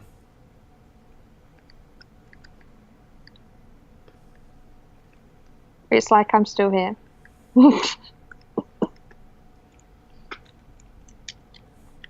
Sanjay, my work was totally on Windows, Windows Net, so did not use much Linux later.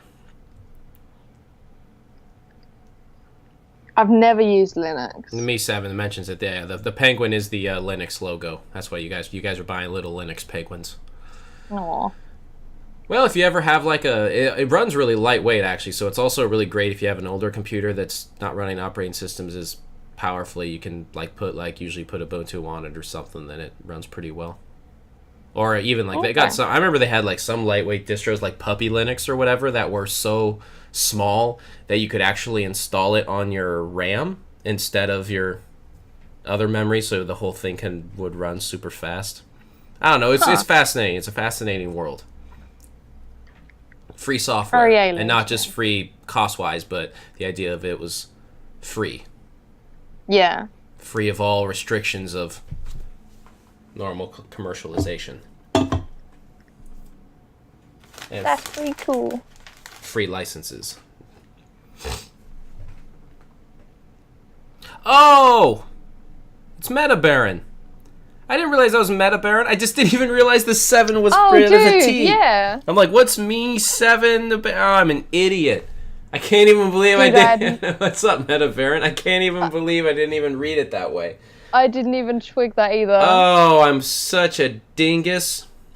I'm just gonna sit here and eat my chewy how you sprig. doing? How have you been? Yeah, I totally didn't read that right. That's so ridiculous. Oh God, people are gonna give me a lot of crap for that one.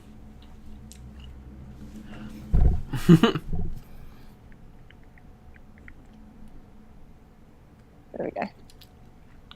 Sanjay mentions setting up servers to run Essential Machine. Yes, most servers run on Linux, so it is a long time no see, Metabaron. It has. You and your leet speak. Confusing me, making me look like an even older man.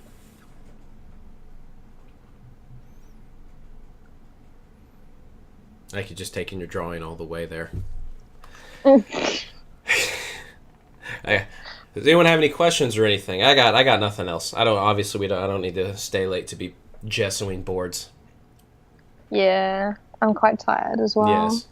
In the meantime, if people as people ask, I feel so bad now that I know that it's Metabaron, and I'm like, oh my God, I could have been like saying what's up this whole time, and now it's the end of the podcast. It's literally the end of the podcast is when now I know. Oh, I'm such an idiot. Hey Sarah, where can people find your art? You can find my art at Garish.com. If you want to find all the details and everything that's happened, if you missed the story at the beginning of the show, you can go to facebook.com/Garish. And there's a pinned post at the top that explains everything. I'll put a post up in a day or two, or whenever my brain starts working again, I'll put a post up like thanking everyone and everything like that.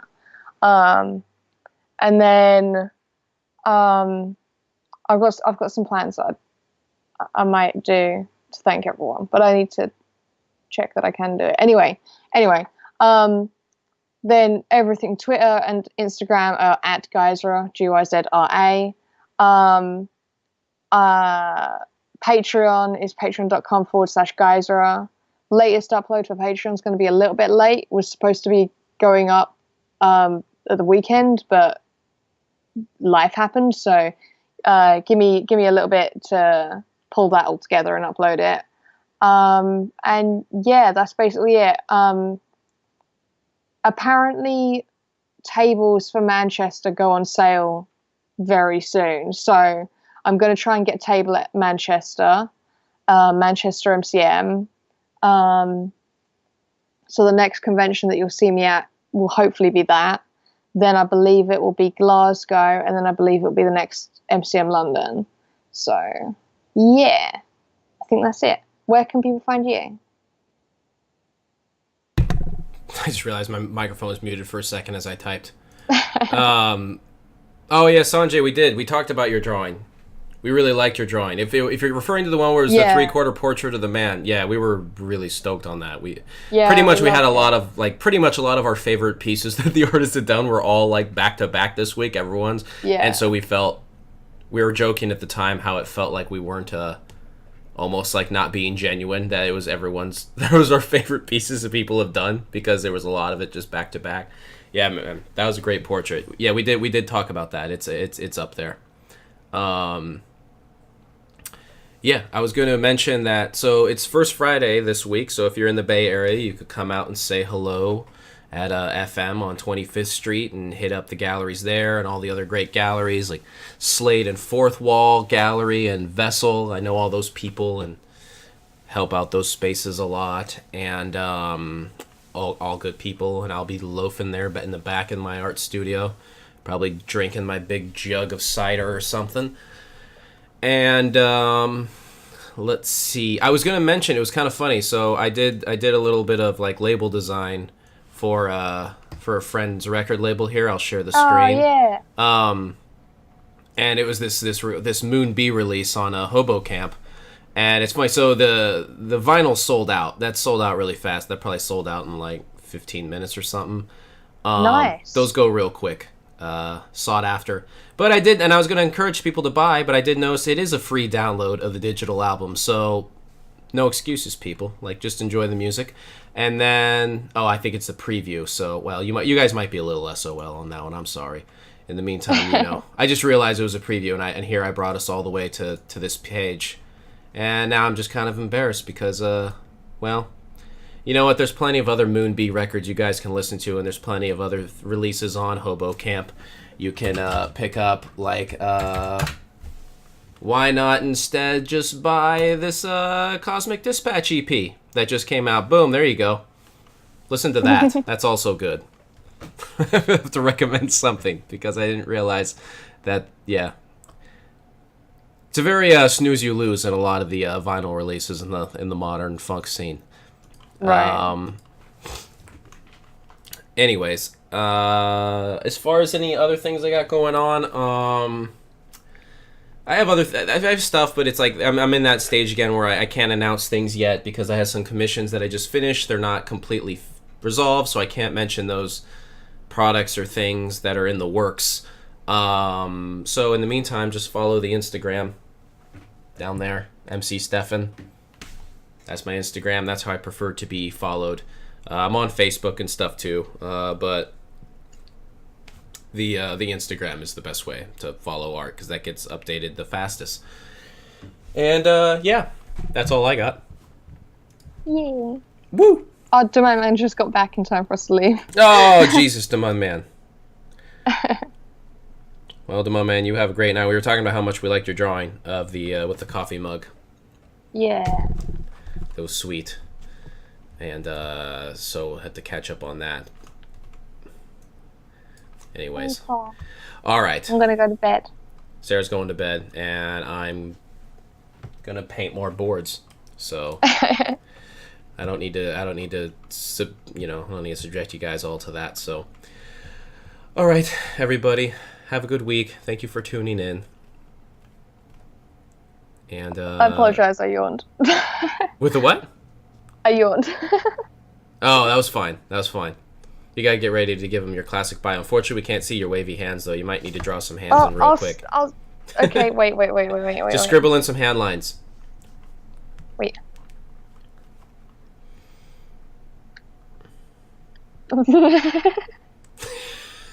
That'll have to do. That looks even better than I thought it would. I hope you did that on a new layer. It looks pretty weird. That's great. That's perfect. Bye. Bye. That was awesome.